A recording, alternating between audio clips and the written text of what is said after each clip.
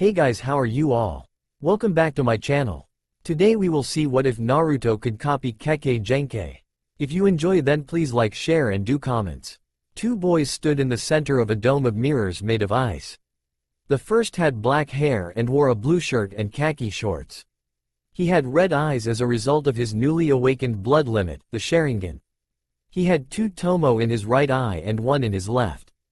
As a result, he was now able to catch glimpses of his opponent as he passed above their heads. He skillfully dodged, volley after volley of senbon needles, though with each attack 2 or 3 would strike him in various places all over his body. He was the pride of Konoha, the last prodigy of the once almighty Uchiha clan. His name, Uchiha Sasuke. The second boy had bright blonde hair, vivid sapphire eyes and wore an orange jumpsuit. He wasn't faring nearly as well as his teammate. He also had 3 whisker-like birthmarks on each cheek. While he did his best to dodge the senbon, he was not agile enough, nor could he see the minute needles unlike his partner. He was lucky if 2 or 3 senbon from each attack missed him. He was the bane of Konoha, as well as its number 1, hyperactive, unpredictable, knuckle-headed ninja. He was the legacy of the Yondaime Hokage, the Jinchuriki of the Kyuubi no Kitsune. His name, Uzumaki Naruto. Their opponent was incredibly fast. Sasuke was barely faster than the Nukenin under normal circumstances. Within the dome of ice mirrors he created, Zabuza's perfect tool was too much for them, even combined. Seeing a moment of weakness, the Nukenin concentrated his attack on Naruto. What happened next surprised both boys even more than the sudden shift in their foe's attack. Naruto could only helplessly watch as the needles came closer and closer to him. Strange as everything suddenly started to become clearer. If events hadn't progressed as they did, he might have just dismissed it as his own acceptance of his fate. However, fate decided to intervene, not once, but twice. Before he knew it, he was on the ground, knocked off his feet by his teammate, Sasuke, who now looked like a human pincushion. "Why?" asked a very shocked Naruto. Sasuke had an equally shocked look on his face. "I don't know. My body just moved on its own." It was all he could manage to get out before collapsing on the ground.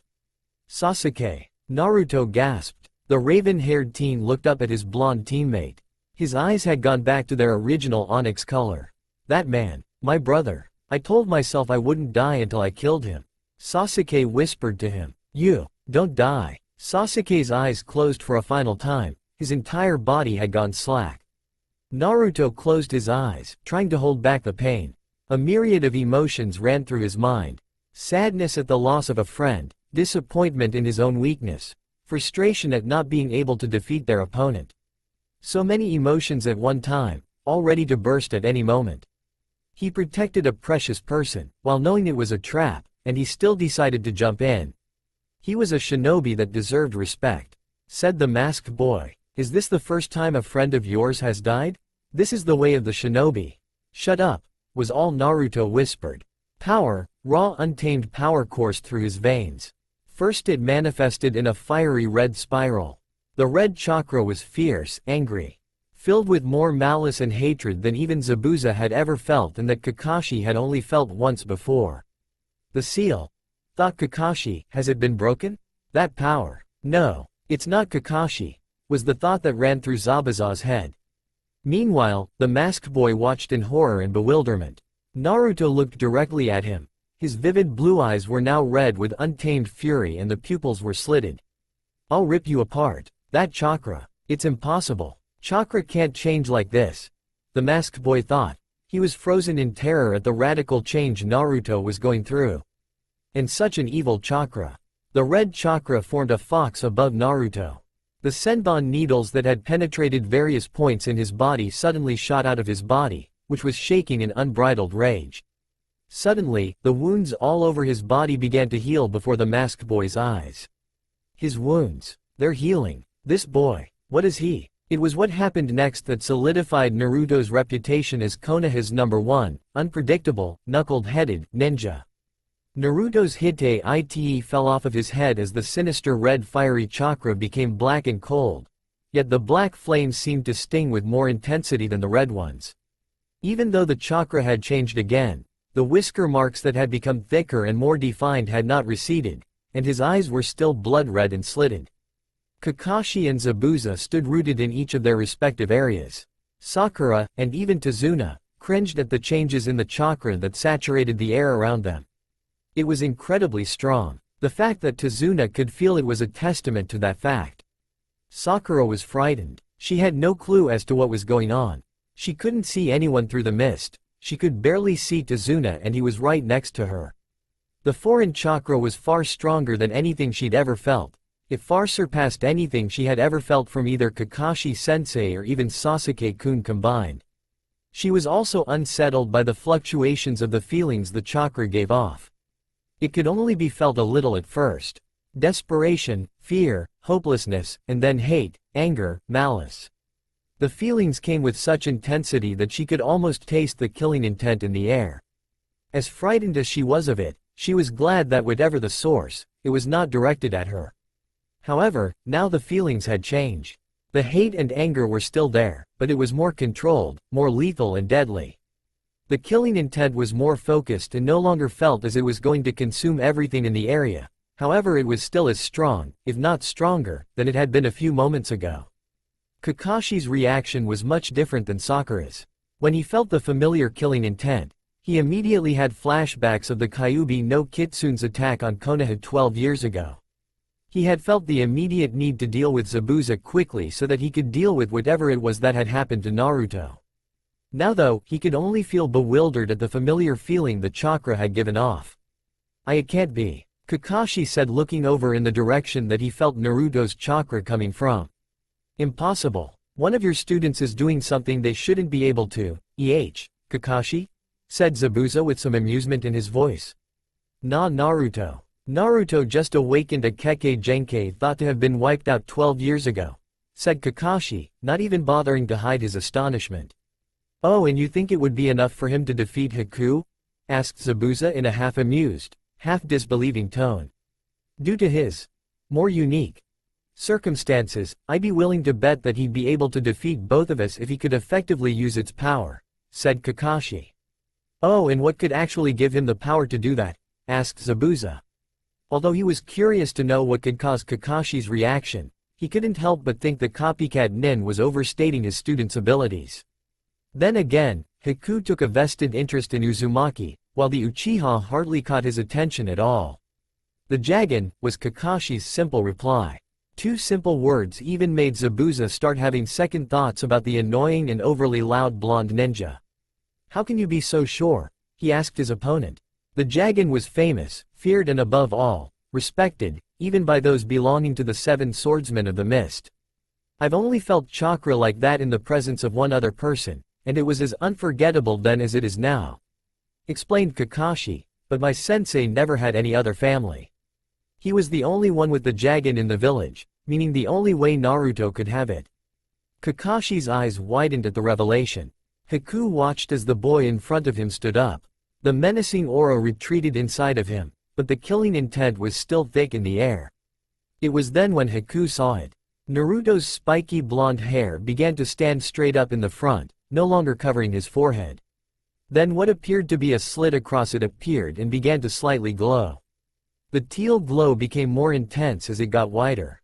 When the slit fully opened, the glow subsided, revealing a third eye much like Naruto's normal too. It was sapphire blue in color, although it was slightly slitted. "You will pay," he said to the masked nin, still shaking with fury. "I'll kill you." Haku took the moment to step back into his mirrors. This sudden burst of power. The lust for battle and blood. He is no longer the same boy I fought before, Haku thought to himself. Suddenly, a huge shockwave of power was released by Naruto. "He's coming," Haku thought as Naruto prepared to charge. He sent a small barrage of senbon at the charging boy only to have them harmlessly batted away by the boy's immense power. He barely was able to jump away from the mirror as Naruto shattered in with a simple punch.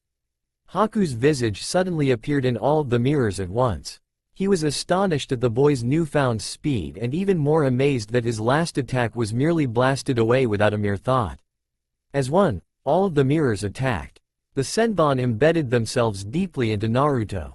His third eye began to glow brightly again and the red chakra from before seemed to surround him. Releasing his newfound power, Naruto forced the needles from his body, his wounds instantly healing. The sheer power Naruto was putting out was enough to crack the mirror Haku was in. He immediately charged. A second mirror shattered as Naruto's fist made contact. Haku had jumped from the mirror to one above the Jinchuriki, only to charge at his three-eyed opponent.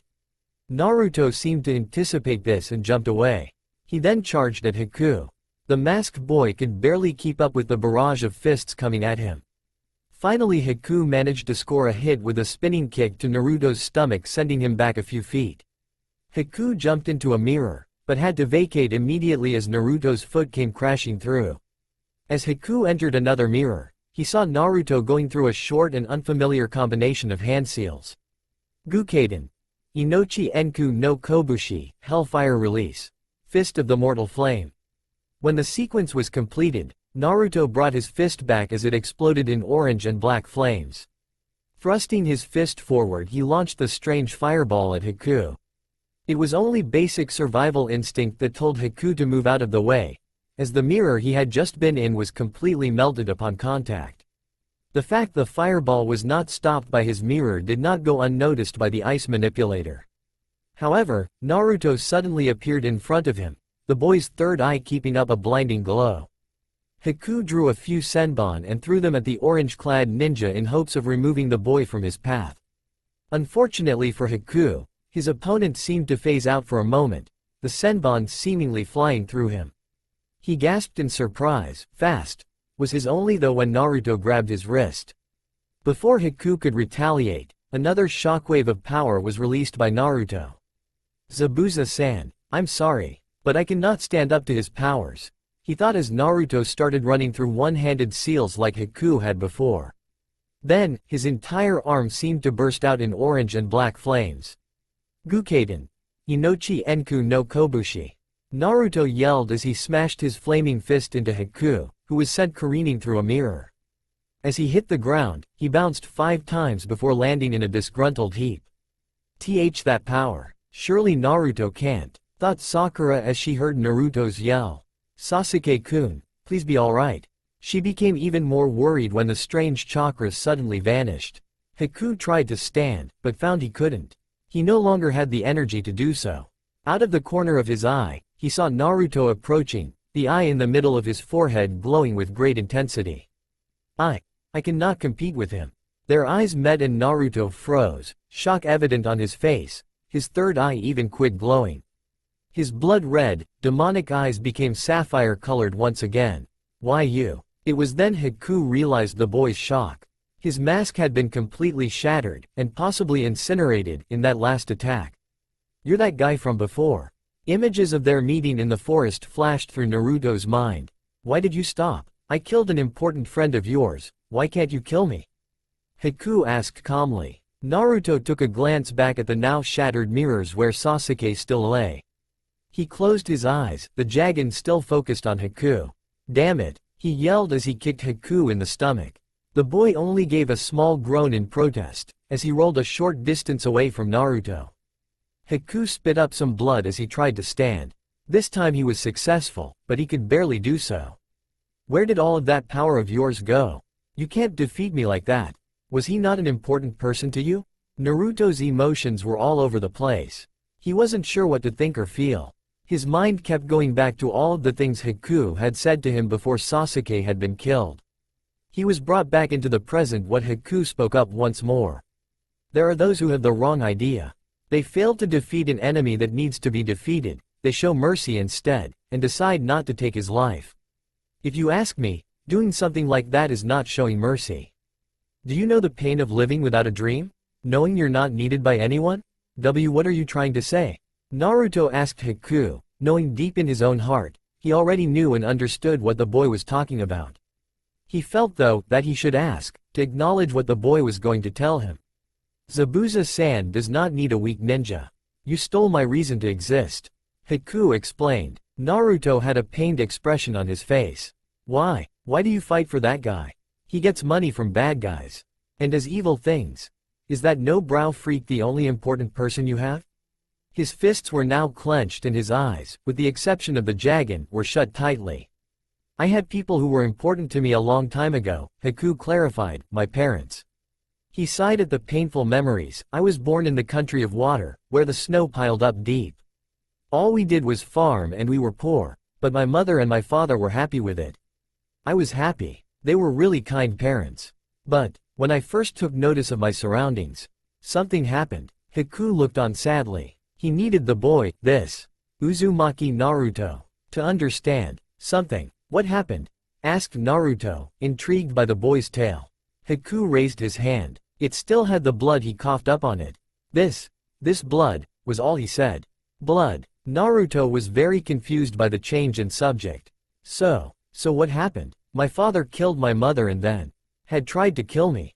What? Haku then explained the water country's eradication of those who possessed a Kekkei Genkai, or bloodline limit, and the significance of having one. After the wars, those families hid their abilities and lived on because only death awaited them if their secret was revealed. That boy, he said pointing to Sasuke, as well as yourself probably have had a tough times as well. Those who possess a special ability are feared by everyone. My mother possessed such a bloodline limit. She had kept it a secret and married my father. She must have believed that an ordinary life would continue for a while. If not forever. Haku remembered when his powers first manifested. Father, found out our secret. Haku's eyes became distant, as if he was reliving the painful memories. Naruto couldn't help but wonder if his own parents were still around, if they would have tried to kill him for having Kyuubi inside of him, like Haku's father tried to kill him for having a special ability. When I had came to, I realized I had killed my own father. Haku said in an even voice. At the time I thought of myself as. No, I had to think of myself as being.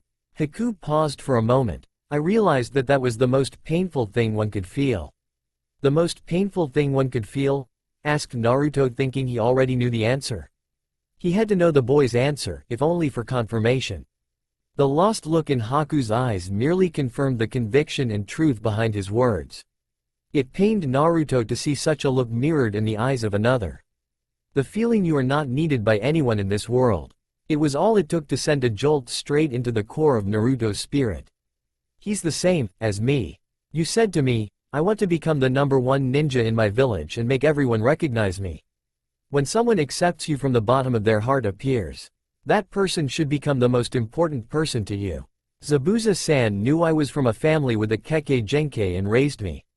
He wanted this ability that everyone hated. Tears formed at the corners of his eyes as he remembered when he met Zabuza, the man who had saved him. The man who had given him a purpose. I was happy. For a minute a happy expression came to Haku's face before becoming downcast again. I'm sorry, Zabuza-san. I couldn't become the tool you wanted me to become. He whispered, and then he walked towards Naruto. Naruto-kun, please, kill me. Meanwhile, Kakashi and Zabuza were still at their standoff. Each passing moment since the energy receded, Kakashi had become increasingly worried. He did not know whether or not Naruto had succeeded or not in taking down Haku. The sounds of battle had faded a while ago, and he did not know whether or not Sasuke and Naruto were alright. Seems like your boy has run out of steam, Kakashi, Zabuza taunted. Zabuza, let's finish this. One move to decide it all, Kakashi said with confidence, though in truth he was scared that he had let down yet another teammate. He then pulled out a scroll and with some quick movements, unrolled it and twirled it around. Using a sharp point on his genin vest, he pricked his finger and smeared blood over the seals on the scroll before rolling it back up. He still held it in his hands as did 3 hand seals. Ninpo Kachiyose Doden, Suiga no Jutsu. Ninja art, summoning move, earth release, dogging fangs technique. He then set scroll on the ground, his hands still clasped to it. Zabuza felt the chakras surging from Kakashi.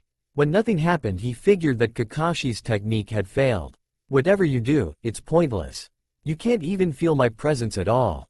The demon of the bloody mist's voice echoed from every direction, taunting Kakashi. But, I know what you are doing very well, Kakashi. You have fallen into my trap completely.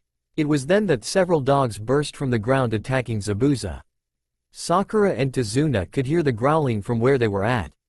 What is that sound? Asked a freaked out bridge builder.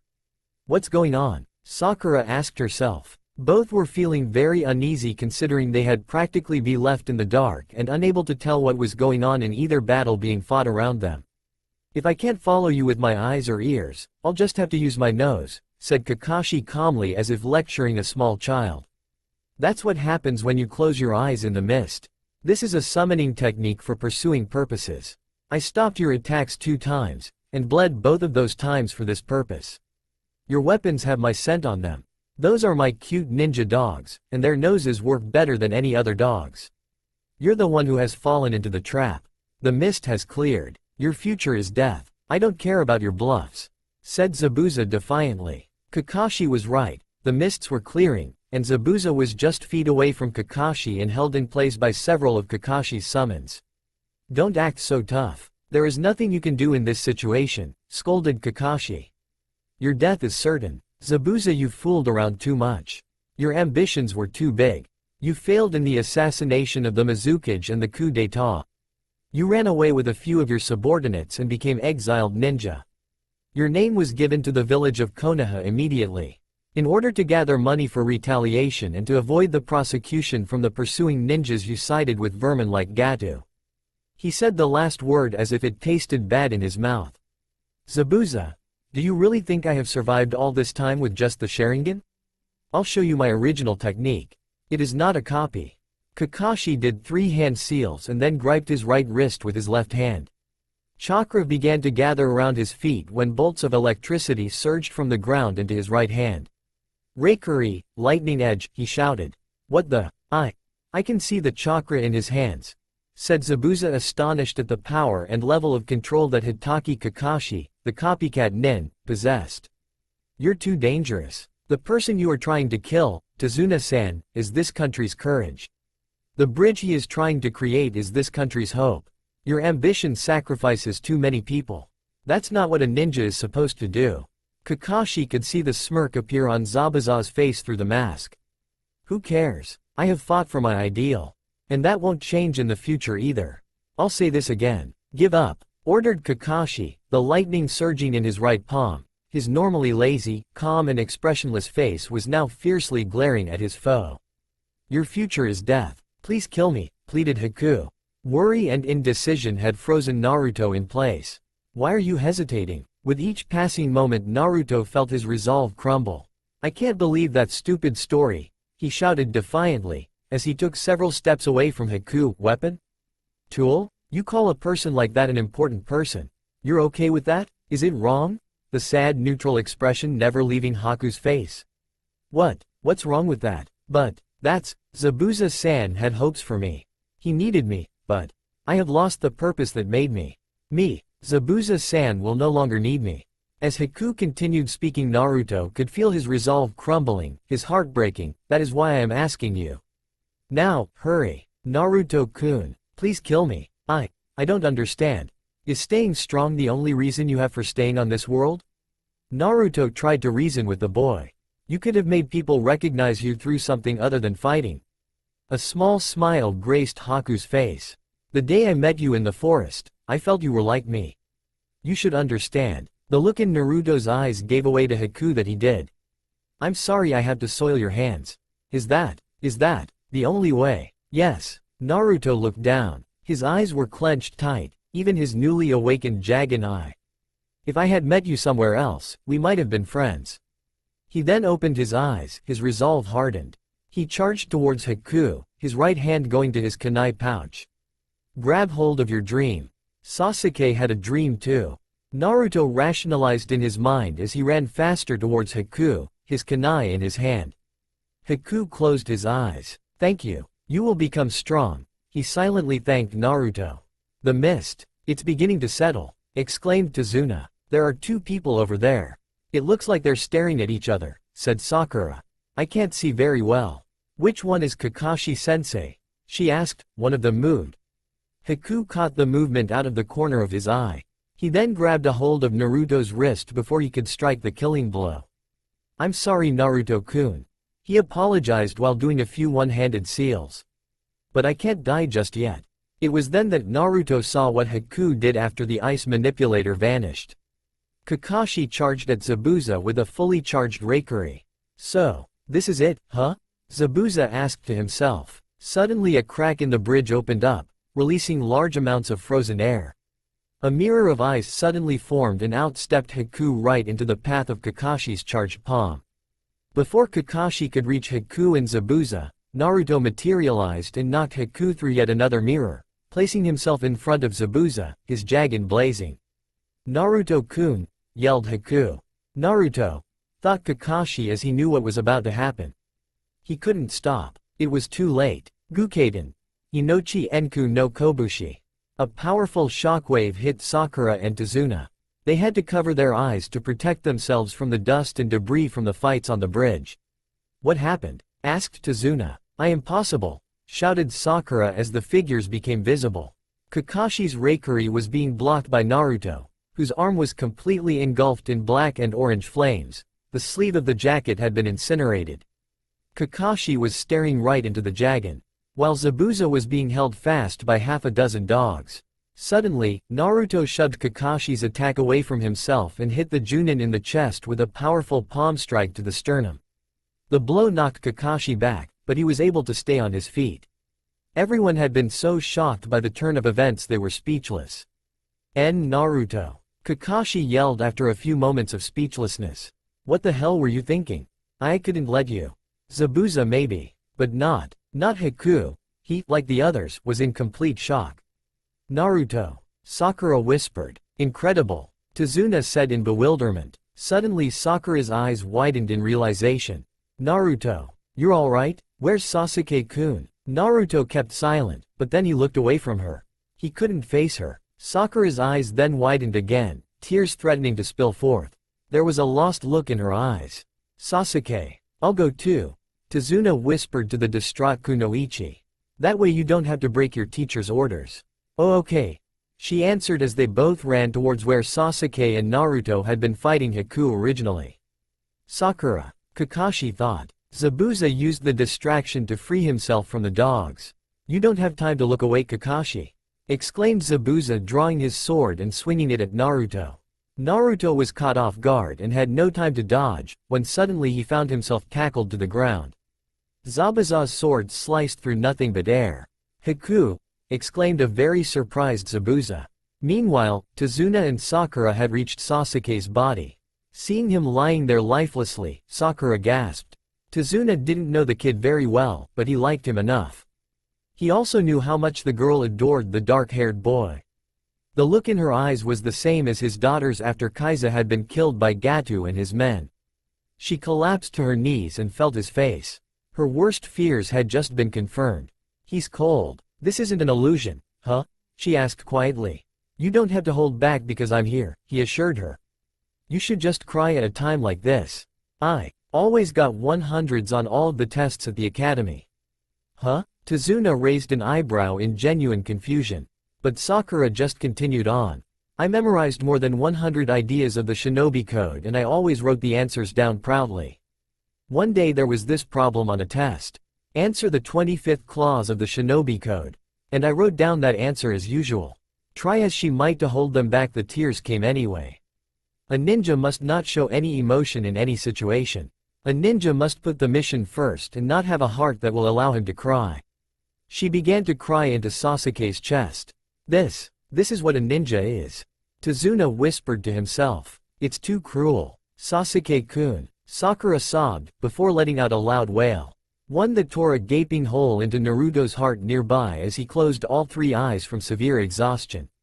He was vaguely aware of being caught by Haku before he hit the ground. It was near dawn when he opened his eyes again. He let out a small groan and slowly sat up. "I've never felt this weak before," he said aloud to himself as he placed a hand on his head. "It's probably a side effect of awakening your Kekkei Genkai," said Kakashi, who was leaning against the wall. What happened?" he asked. Is everyone alright?" Naruto was hopeful. He already knew the answer, but he needed confirmation.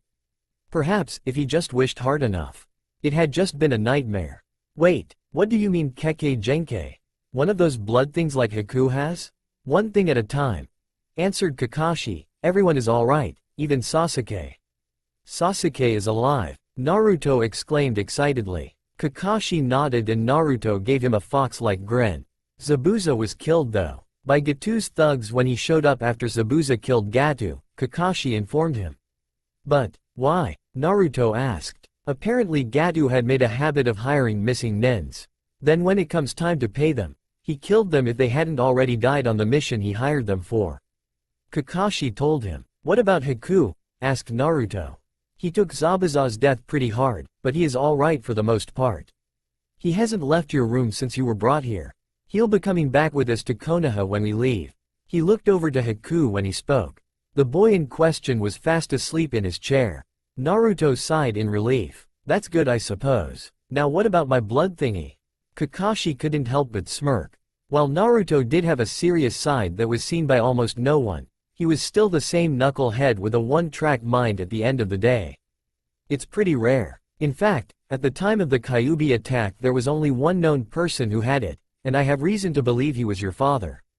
What? But that means. Naruto's eyes got wide with excitement until everything Kakashi said. My family died in the attack. I still have to check with the Sandaime to be sure, but if I am not mistaken, I am the perfect person to teach both you and Sasuke in Konoha, at the moment, said Kakashi. Why is that? Asked Naruto. In Sasuke's case it's because we both have the Sharingan, and in yours.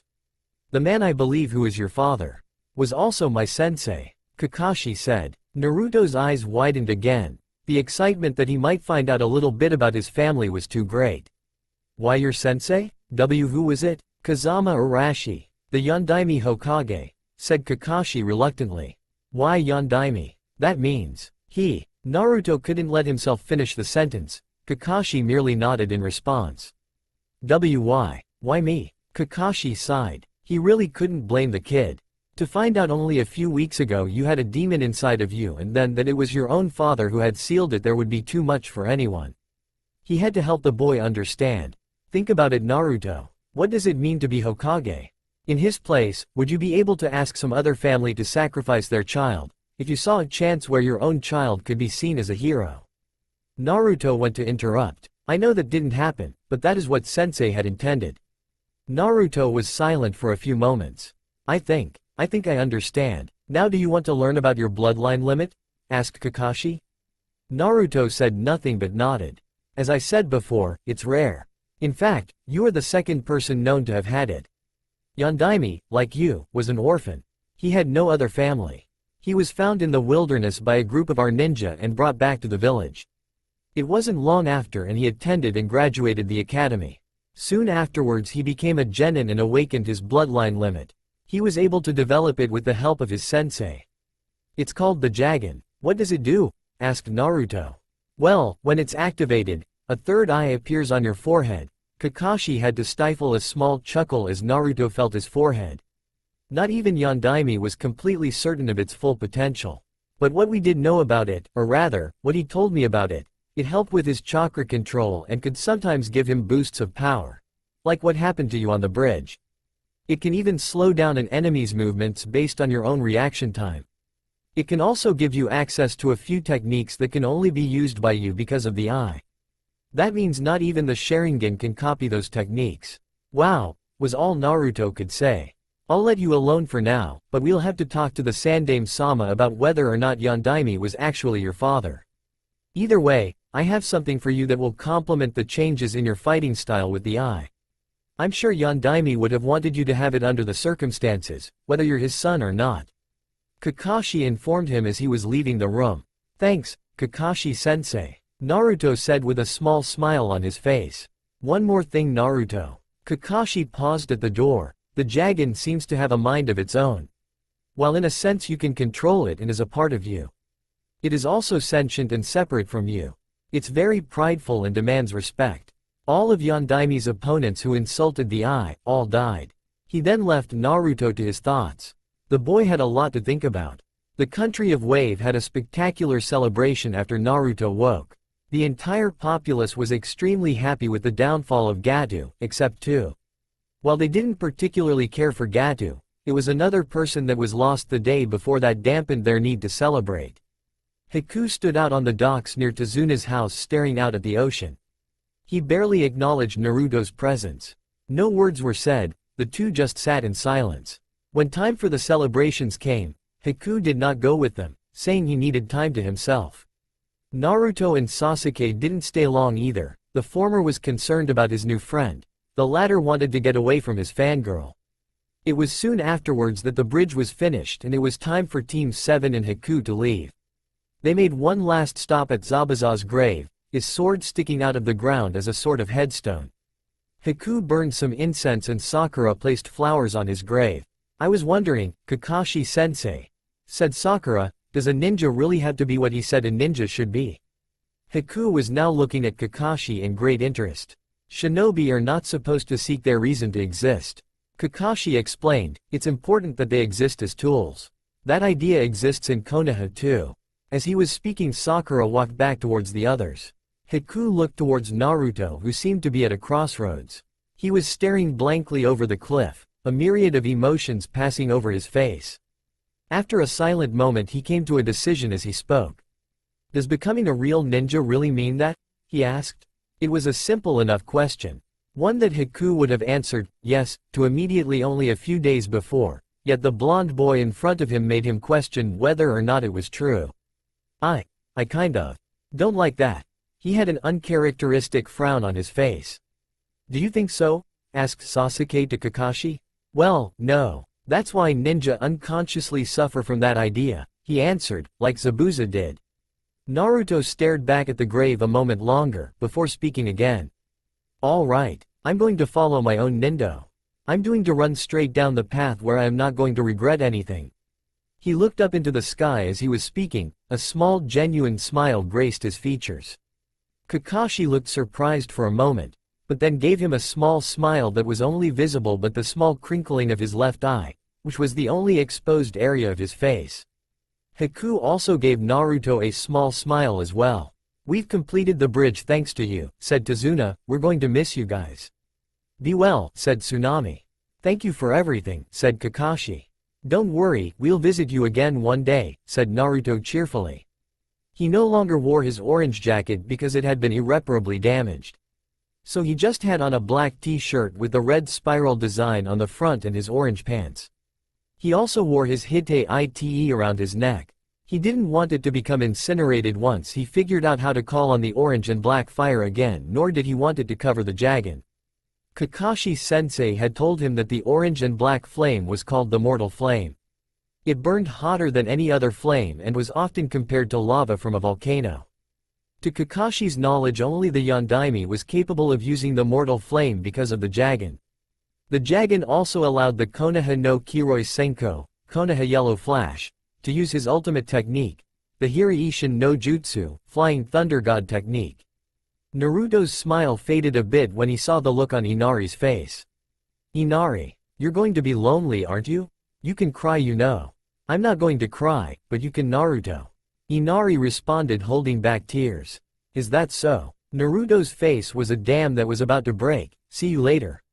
He turned around quickly, he wouldn't be the one to break. Even though he did his best, a few stray tears streamed down his face. Sakura couldn't help but roll her eyes. Stubborn baka. The people of Wave Country watched as the 5 shinobi walked back towards Konoha. The boy changed Inari's heart and Inari changed the heart of the villagers. He created a bridge of courage, which led to hope. Tazuna said, "You know, speaking of bridges, we still have to name this one," said one of the villagers. "I forgot, but I've got the perfect name for the bridge." Tazuna said. "Oh, what is it?" asked another villager. Tazuna focused his gaze on the retreating form of Naruto. "How about the Great Naruto Bridge?" Tsunami giggled. "That's a good name for it. All right. As soon as we get home I'm gonna have Iruka-sensei treat me to some ramen to celebrate the successful completion of our mission. Then I'm gonna make Konohamaru listen to my tale of bravery. Then all." "Hey Sasuke-kun," interrupted Sakura. "Do you want to go on a date as soon as we get back to the village?" "No," was his simple one-worded answer, to which Naruto and Haku couldn't help but roll their eyes. Then Naruto decided to speak up.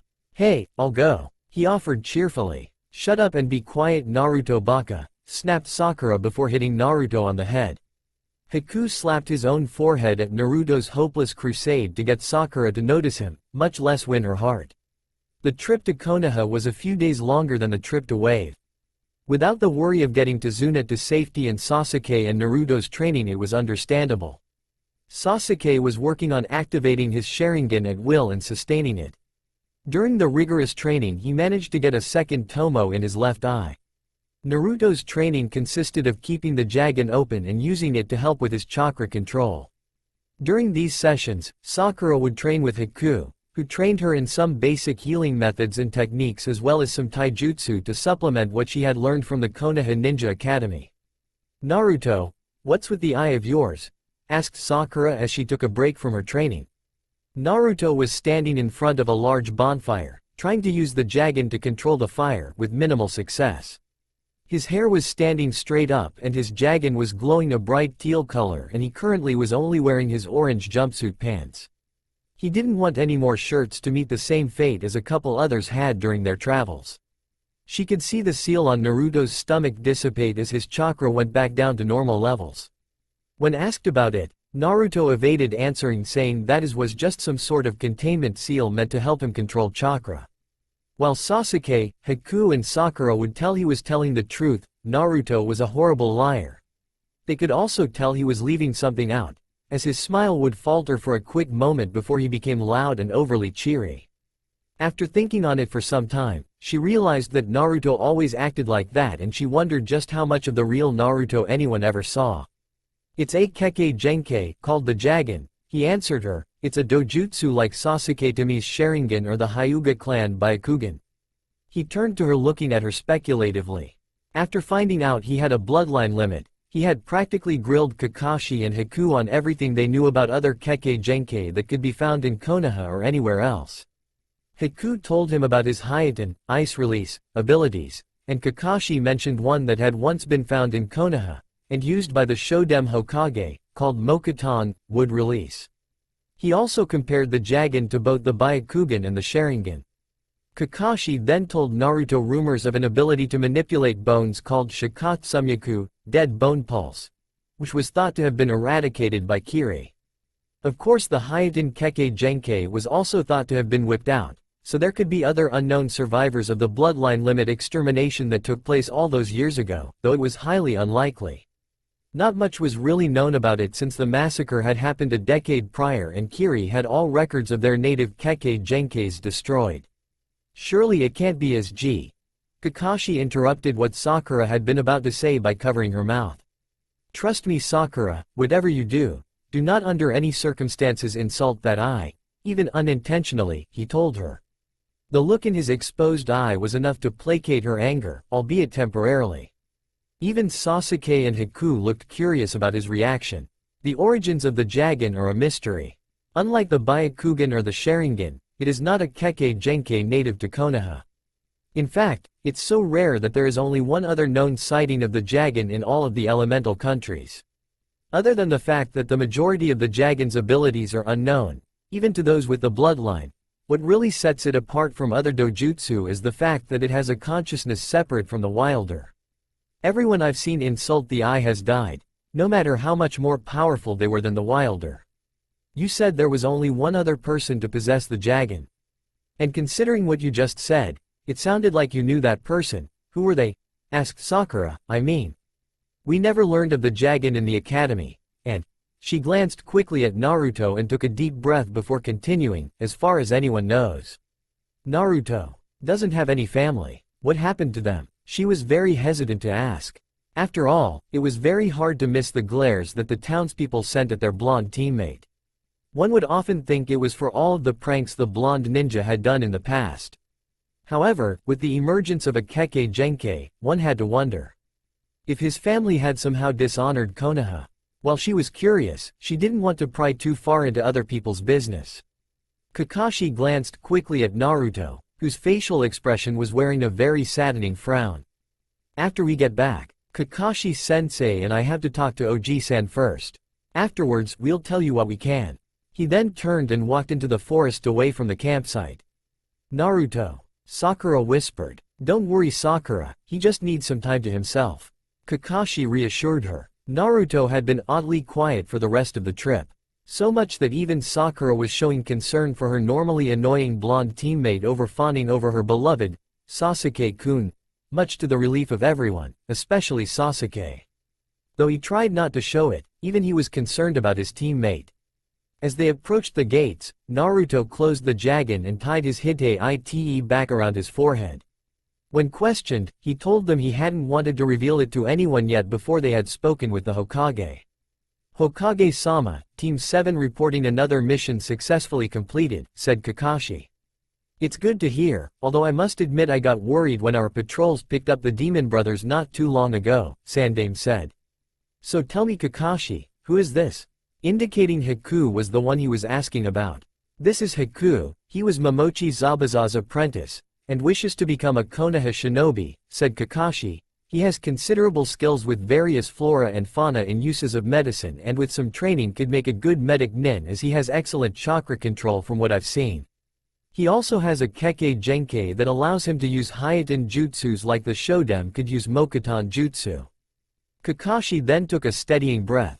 "There is also one other thing to report," he said with great hesitancy. "Oh, and what would that be?" asked Sensei with an interested look. Worry evident as he caught the uncomfortable looks on Kakashi and Naruto's faces. "It's awakened, hasn't it?" Kakashi raised an eyebrow, but Naruto's expression went from uncomfortable, to shocked, to anger. "You knew, didn't you?" he shouted angrily. "You knew all this time he was my father and you didn't tell me, even after." Naruto closed his eyes tightly, and pulled the Hittei off of his head. Although his hair was now standing straight up, the eye had not opened. "You weren't supposed to know until absolutely necessary. Either until after you became of age, made chunin, or in case your Kekkei Genkai awakened," Sensei said apologetically. It was one of his final requests. "Just like I was to be seen as a hero?" Naruto asked bitterly, like anyone really followed that request. "Naruto." Sakura scolded him, only to have Naruto turn around and glare at her. The Jagen was glowing fiercely. The intensity of his glare was such that she flinched back instinctively. He had never even so much as gotten annoyed with her, nor had he ever said anything bad about her. This look was completely out of character for him to direct at her, and she had to admit that look was startling enough without making her constantly challenge everything she knew about Naruto. "Tell me, Sakura-chan, how would you like it if the man you looked up to more than anyone else, the one you respected above all others, was responsible for nearly every horrible thing that has ever happened to you?" asked Naruto angrily. "That even after all of that, you come to find out he was your own father." He did not shout any of this, nor did he even sound angry. It was clear he was upset, and there was a hint of fear and desperation in his voice, though one had to truly listen to catch it. "Naruto, I assure you, Arashi only wanted the best for you. It pained him greatly to know that you would grow up alone," said Sensei. "But, you must understand, he made a great deal of enemies. You would have been an even greater had it been known that you were his son." "Whose son?" asked Sakura. "Naruto's father, was also my sensei, Kazama Arashi, the Yondaime Hokage," Kakashi informed them. This brought shocked looks to Sasuke, Sakura and Haku. "But, I don't understand," Sakura said confusedly. Naruto looked at them in sadness. He closed the Jagen and tied the Hittei back onto his head. "Go ahead and tell them everything. It's too much for me to deal with at the moment. Iruka Sensei or Konohamaru should know where to find me." With that, Naruto walked out the door in a sort of daze. A devastated look marred his face. Naruto was walking along aimlessly through the streets of Konoha when a square rock with eye holes began to follow him. He sighed. He really didn't feel up to this at the moment, but Konohamaru and his friends always proved to be a great distraction. He didn't know if it was Konohamaru's blatant hero worship of himself, or the way the other two, Udon and Moegi, seemed to look up at him with admiration and respect, but even in his darkest moods they could usually cheer him up fairly quickly. Perhaps it was because, after Iruka, they were the first to accept him, to see past the mask he put up, and the pranks, and saw him for who he was instead of who, or what, he appeared to be. Just this once, he thought, for perhaps the 1000th time, I'll humor them a bit. "You know Konohamaru." Naruto sighed. "Rocks aren't perfectly square, and they don't have eye holes." "Just what I'd expect from my eternal rival," shouted the rock, before exploding into multicolored smoke. When the smoke cleared, Naruto could see 3 young children on their hands and knees in a coughing fit. "Too much gunpowder," said the one in the middle, who was wearing a yellow shirt, khaki pants, blue scarf and a set of green goggles. When they noticed Naruto was watching them, they all shot up to their feet and struck poses. The first up was a girl with orange hair and rosy cheeks. She wore a pink shirt with a maroon vest and cape over it and khaki shorts. She, like Konohamaru, wore green goggles on her head, of an adult, kunoichi, moegi. The other boy, who wore a dark blue jacket and khaki shorts and giant glasses on his face, as well as yet another set of green goggles. "I love assembling models, Udon." The leader, not to be outdone, was the most enthusiastic of the bunch. "The village's #1 genius ninja, Konohamaru." In unison they all said, "The 3 of us together make the Konohamaru Corps." Naruto couldn't help but smirk at their actions. "What's with the goggles? We've decided to copy the old you," said Konohamaru proudly. Naruto smiled at the young boy. "Don't ever change, Konohamaru." He then took the rooftops, heading towards his spot. "Konohamaru-kun, is Naruto Ni-chan all right?" asked Moegi. The normally cheerful and energetic leader frowned a moment before giving her a small smile. "He will be. Nothing keeps the boss down for long." The genin and Haku looked uncomfortable and upset at what the Hokage and Kakashi told them. "His eyes," Haku whispered. At everyone's questioning look, "I've only saw those eyes on one other person, and that was when Zabuza and I left Kiri. They held the same expression mine did before I was found by Zabuza. They're similar to both Sasuke-san and Kakashi-san's, but also far different." Judging from Kakashi's exposed eye, Sakura could tell he was frowning. Sasuke, on the other hand, remained emotionless and silent. He neither confirmed or denied anything Haku had said. Sakura was dismayed, and for the first time she took a look at those around her and realized just how lucky she had been. Sasuke-kun's entire family had been killed. Haku's father killed his mother and tried to kill him, and it seemed Kakashi Sensei was hiding some sort of dark past as well. He's good at hiding it, but it's painfully visible to those who have suffered as much as he has, or to those who now to look, said Kakashi. I'll be the first to admit that I too fell into the same trap as the villagers. While I did not hold the same contempt for the fox the village has, I did not step in to help him either. Worry not, Kakashi, he bears no grudge against you, said Sandame. Still, I think it's time to find Naruto and show him that you're still his friends. While you may not be the closest of groups, he has found a measure of acceptance with each of you, and he fears losing that more than anything. Sakura, Haku, and Sasuke each went after Naruto. They took Naruto's earlier advice and sought out Konohamaru, as Iruka was still teaching classes. Needless to say, they got more than they bargained for. Hello Konohamaru-san. Have you seen Naruto around lately? Asked Sakura. She smiled sweetly at the little boy. He only growled in response. Why? He yelled, haven't you done enough already? He wouldn't even stop to play ninja with us like he promised. Sasuke snorted. A ninja playing ninja? That was obviously the wrong response, as Moegi and Udon immediately latched onto the Sandame's grandson. Let me go, I'm gonna kick his ass, yelled Konohamaru. Let me go. I can't let him get away with making fun of the boss. Sasuke raised an eyebrow at the small boy's behavior, while Sakura looked shocked at the sheer amount of protectiveness and devotion he had for Naruto, while Haku merely smiled at the boy. Haku squatted down to Konohamaru's level and smiled. I assure you, Konohamaru-san, we do not wish Naruto-sama any ill will. He's just down from some things he found out today, and we wish to cheer him up. Do you know where we can find him?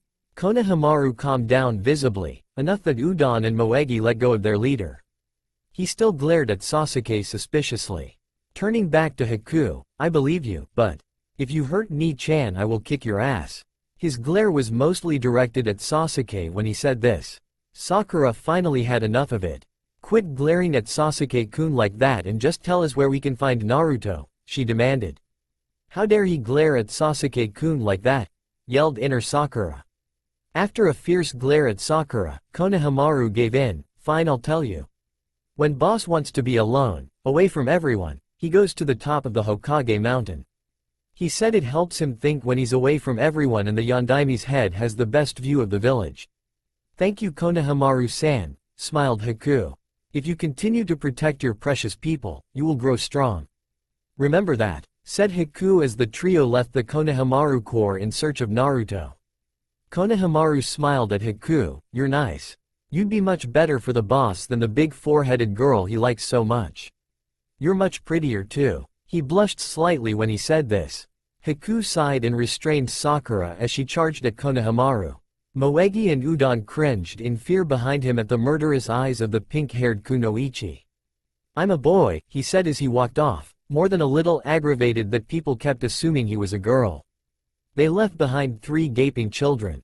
It wasn't long afterwards that the 2 genin and the former Nuke Nin found a very dejected Naruto sitting where Konohamaru said he'd be sitting on top of the Yondaime's head looking out over the village.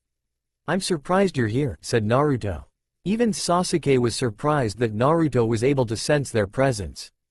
Don't look so surprised, it's just a little side affect of the Jagen. It seems as if the world is much clearer than it used to be. He gave a small smile before going silent once more. Much to everyone's surprise, it was Sasuke who spoke first. Even with your new Kekkei Genkai and your furry little problem, you're still a dobi. Is that so? Said Naruto in a low voice. Then let's go to the training ground so I can kick your ass, Sasuke Teme. When he looked back at his teammates and Haku, he gave them a foxy half grin. Get real, loser, I wouldn't even have to active my Sharingan to take on the likes of you, said Sasuke arrogantly. I'll kick your ass so hard not even your precious fangirls will want to be near you, shouted Naruto. Naruto Baka, if you even think about harming my precious Sasuke-kun, I'll make sure you won't be able to eat ramen for a week.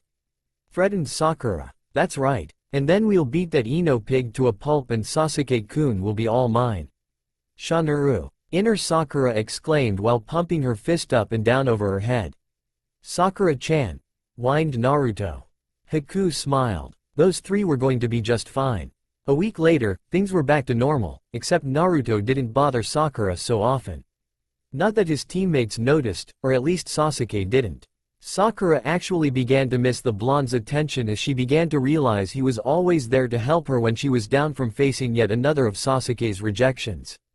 Naruto spent most of his time either training his new Kekkei Genkai or practicing Kenjutsu after Kakashi gave him the Yondaime's sword, Shakan no Ryujin, Fang of the Dragon King. To help with his Kenjutsu, Kakashi got Gekko Hayate, as well as Maeda Gai's student, Ten-Ten, to help with Naruto's training. Kakashi could see Sakura become more and more visibly depressed as time went on. When he investigated, he noticed what she had, although he had come to the realization much faster than she did. You don't know what you have until it's gone. He mused to himself. Then he looked over to Naruto. However, he isn't gone yet. His feelings are very much the same. He's just trying to suppress them, to keep himself from being hurt.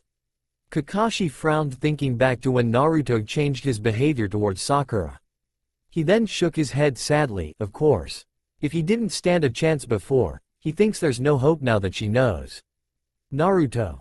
Haku had gone through an evaluation of his skills. Sandaime placed him as a chunin with eligibility for the Jonin exams in 2 years' time.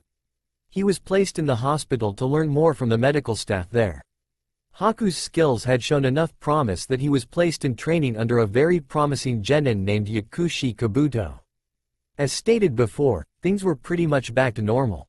Almost. Sasuke-kun, would you like to train with me, boost our team work skills? Asked Sakura, her face filled with hope. No, you're annoying.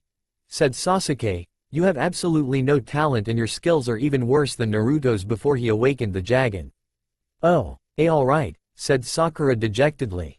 Worse than Naruto. She let her head fall down as she walked away depressed. A few blocks away, Naruto was sitting in the lotus position on the roof of a building. His eyes were closed and his Jagen had started to glow with great intensity while he clenched his hands into tight fists. He had seen and heard the entire interaction between Sasuke and Sakura. Baka, Sasuke Teme, he muttered to himself. Yo, Naruto, what's going on? Asked Kakashi. Naruto sighed. Nothing, Kakashi-sensei. Naruto had gone through a complete wardrobe change. He now wore an orange sleeveless shirt, black baggy pants, with boots that went halfway up his shins. He was wearing his Hite Ite, which now had orange cloth instead of blue, around his waist. He wore a simple black headband around his forehead, which was currently in his pocket, To conceal the Jagen, a black wristband on each arm, and a black trench coat with 2 orange stripes that stretched the entire length of both arms from the cuff to the collar. Sasuke reject Sakura again? He asked innocently. He had been observing Naruto when he was observing the other two. Only one thing ever made him react like that. I don't know what you're talking about, shouted Naruto angrily. She'll come around eventually, Naruto, Kakashi consoled him. Naruto grunted. This eye sees more than you think, Kakashi-sensei. He said sadly, I don't stand a chance.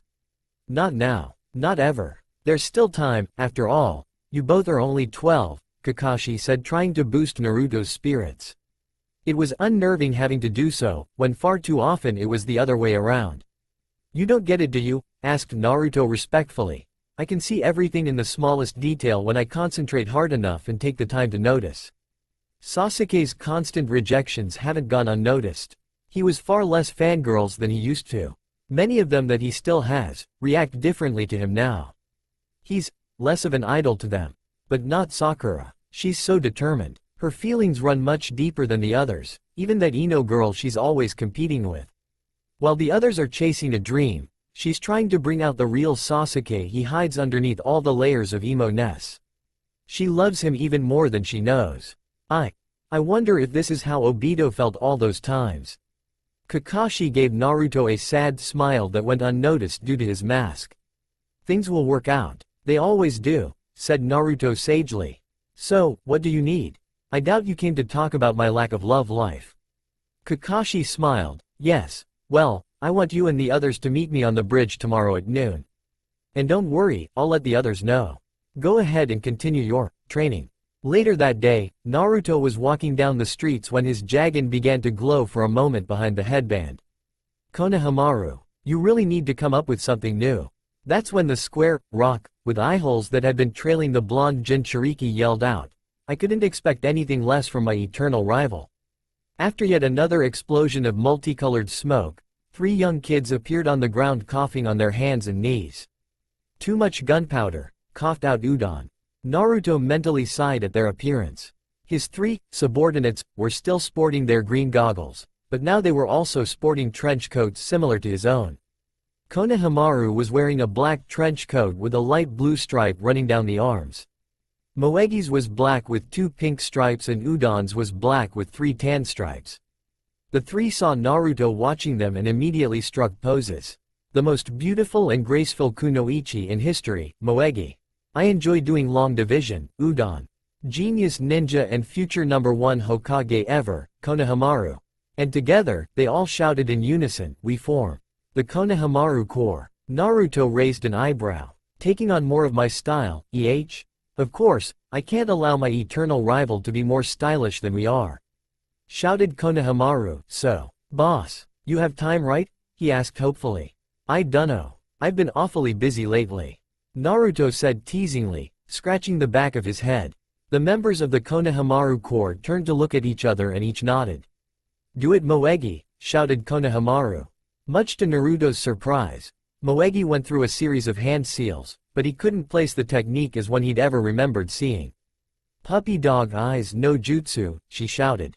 Come on, boss. Play ninja with us. Konohamaru begged. Please, Moegi and Udon added. Sakura watched the entire scene with a small smile on her face.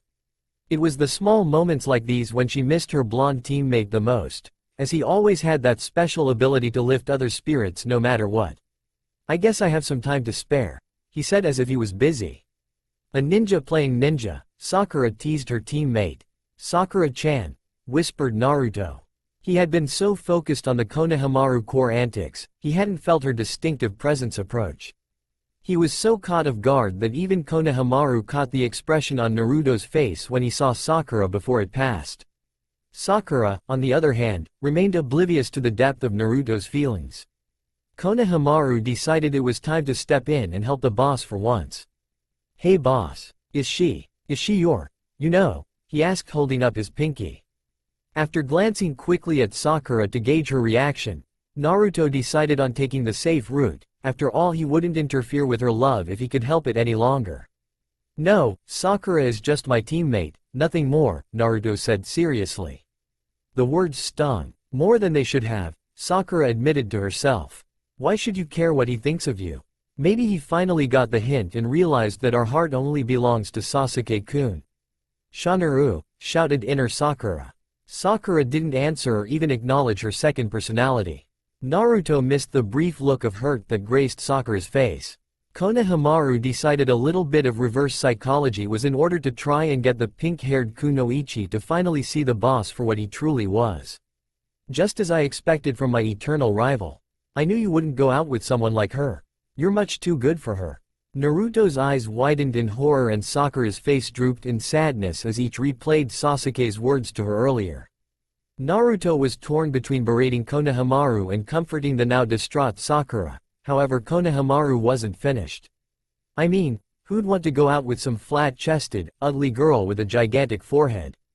Sakura's expression went from dejected to absolutely furious as Naruto's became even more afraid. Kuso. Run, Konohamaru. The Konohamaru corps ran at the sight of an enraged Sakura with Naruto close behind. As they turned the corner, Konohamaru ran into a big guy in a black jumpsuit with cat ears. He had something strapped to his back that was wrapped in bandages. "Hey, that hurt you, little Gaki," shouted the boy as he snatched up Konohamaru by the collar. "Put him down," threatened Naruto coldly. He pulled back his jacket revealing his sword. "Don't start any trouble. He'll get angry," said a blonde-haired girl who wore a Suna ite around her neck and a giant fan strapped to her back. "We're here for the exams only, not to pick fights. He's not here right now, and I just want to have a little fun. Besides, this little twerp bumped into me. I need to teach him to watch where he's going," said the tall stocky boy. Sakura looked at the girl questioningly. "Exams? Why are you here?" I mean, judging by your ite, you're from Suna, but even allies of Konoha need a passport signed by the Hokage." "You mean these?" said the girl arrogantly showing her passport. "We're here for the Chunin exams. Seeing that you don't know about them means you must be a rookie. Just pathetic little weaklings. I won't repeat myself again. Put him down." Naruto's eyes became slitted. "What are you gonna do? You're almost as small as this Gaki," taunted the Suna nen. Before Naruto could move, a rock struck the boy's arm, forcing him to release Konohamaru. "Kuso, keep your nose out of where it belongs," the boy shouted to the branch of the tree, on which sat Konoha's current Rookie of the Year, Uchiha Sasuke. He crushed the rock he was holding in his hand. "When it concerns a fellow citizen of Konoha, it concerns all of us," Sasuke said, "especially when you decide to pick on the Hokage's defenseless grandson." "You want trouble, asked the boy angrily. "Let's see how you handle this," he said as he pulled the object off his back. "You're not going to use that, are you?" asked the blonde-haired girl with a worried tone. "I wouldn't if I were you," warned Naruto. "And why is that? Scared?" taunted the boy. "No, the guy with the gourd on his back on the branch next to Sasuke is becoming very angry at you," said Naruto. Everyone looked back up at the tree in shock, even Sasuke. "I didn't even sense him and he was right next to me," thought Sasuke, the shock evident on his face. The second boy's face flitted with surprise before turning to annoyance. "Kankuro, quit making a fool of yourself, or I will kill you," he said. "GG Gaara," Kankuro whispered as the new kid, Gaara, disappeared in a swirl of sand and appeared next to Kankuro, Naruto and the blonde girl. Only Naruto and the girl heard him.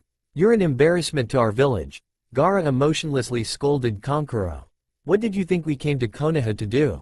Listen, the street started it. Shut up, or I'll kill you," Gaara threatened, and by the look on both Kankuro and the girl's faces he would more than likely live up to his threat. "I got it. My mistake," apologized Kankuro with a terrified expression on his face. "I am sorry. Very, very sorry. My apologies to you guys," Gaara said to the genin and kids next to his teammates. Gaara looked towards Sasuke. He was able to hit Kankuro with that stone so easily. "He's good," he thought to himself, "but this one. He had no problem sensing my presence. He's just as good, and yet familiar," he thought as he turned his gaze to Naruto. "So familiar," thought Naruto as he watched the red-haired boy. "We're leaving," Gaara ordered the other two. "We did not come here to play around." "I know," acknowledged Kankuro. Sasuke jumped down to join his teammates. "What is your name?" he demanded of Gaara. Kankuro flinched, but the girl had a faint blush. "Why, you wish to know my name?" she asked. "No," Sasuke said coldly, "I want to know his," he said, pointing at Gaara. "The one with the gourd." The girl tried not to let her disappointment show. "Sabaku no Gaara," he answered. "I am also interested in you too. What are your names?" he said, nodding towards Sasuke and Naruto. "Uchiha Sasuke. Uzumaki Naruto," said Naruto. Only Gaara saw the brief glow of the Jagen underneath Naruto's headband. "It was hard, wasn't it?" he asked Gaara. Gaara stiffened at the question. The others only looked in confusion at both Naruto and Gaara. The loneliness was hell, wasn't it? Always asking yourself what your purpose was. "You know nothing of what you speak," Gaara replied coldly. Kankuro and the girl trembled in fear. "I understand far better than you think. We're the same, you and I." Naruto closed his eyes, and when he opened them again, they were blood red and slitted. Kankuro and the girl stepped back from the two. Gaara's eyes widened in surprise for a quick moment before he merely grunted in response and walked away, his companions trailing behind him. "What was that about, boss?"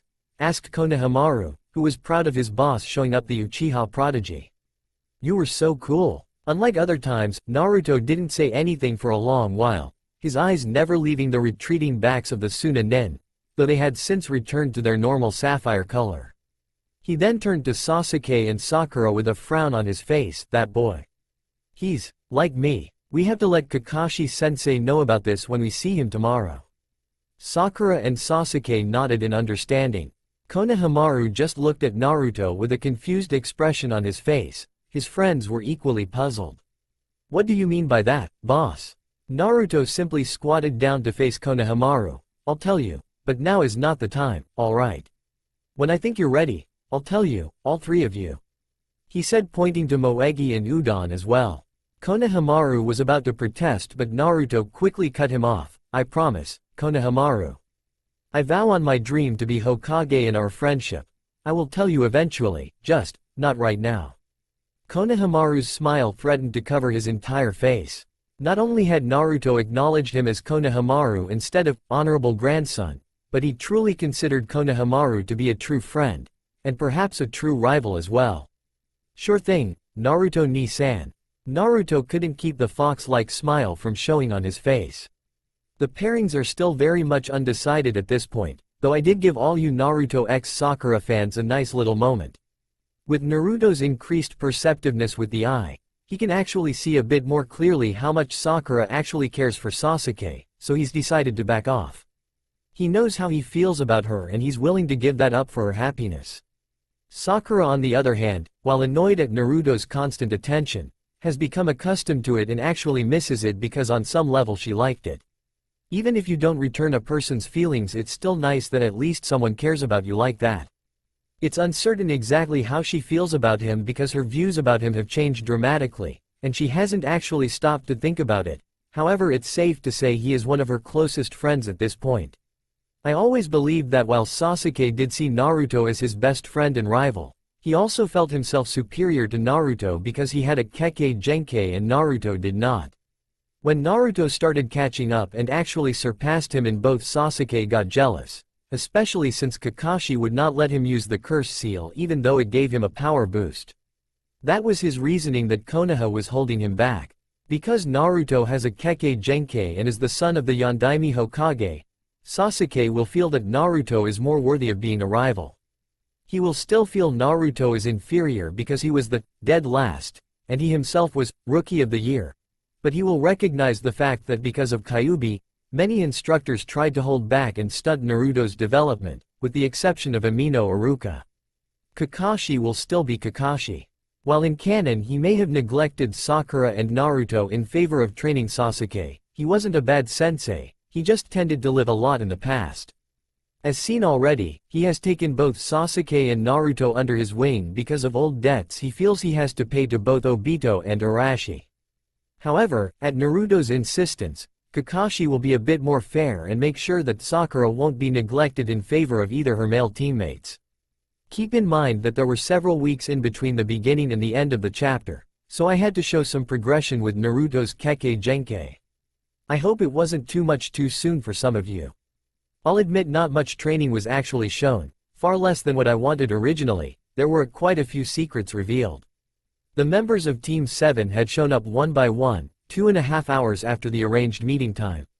After all, when your sensei is chronically late, you can't expect him to change his ways even for something as important as the announcement of the Chunin selection exams.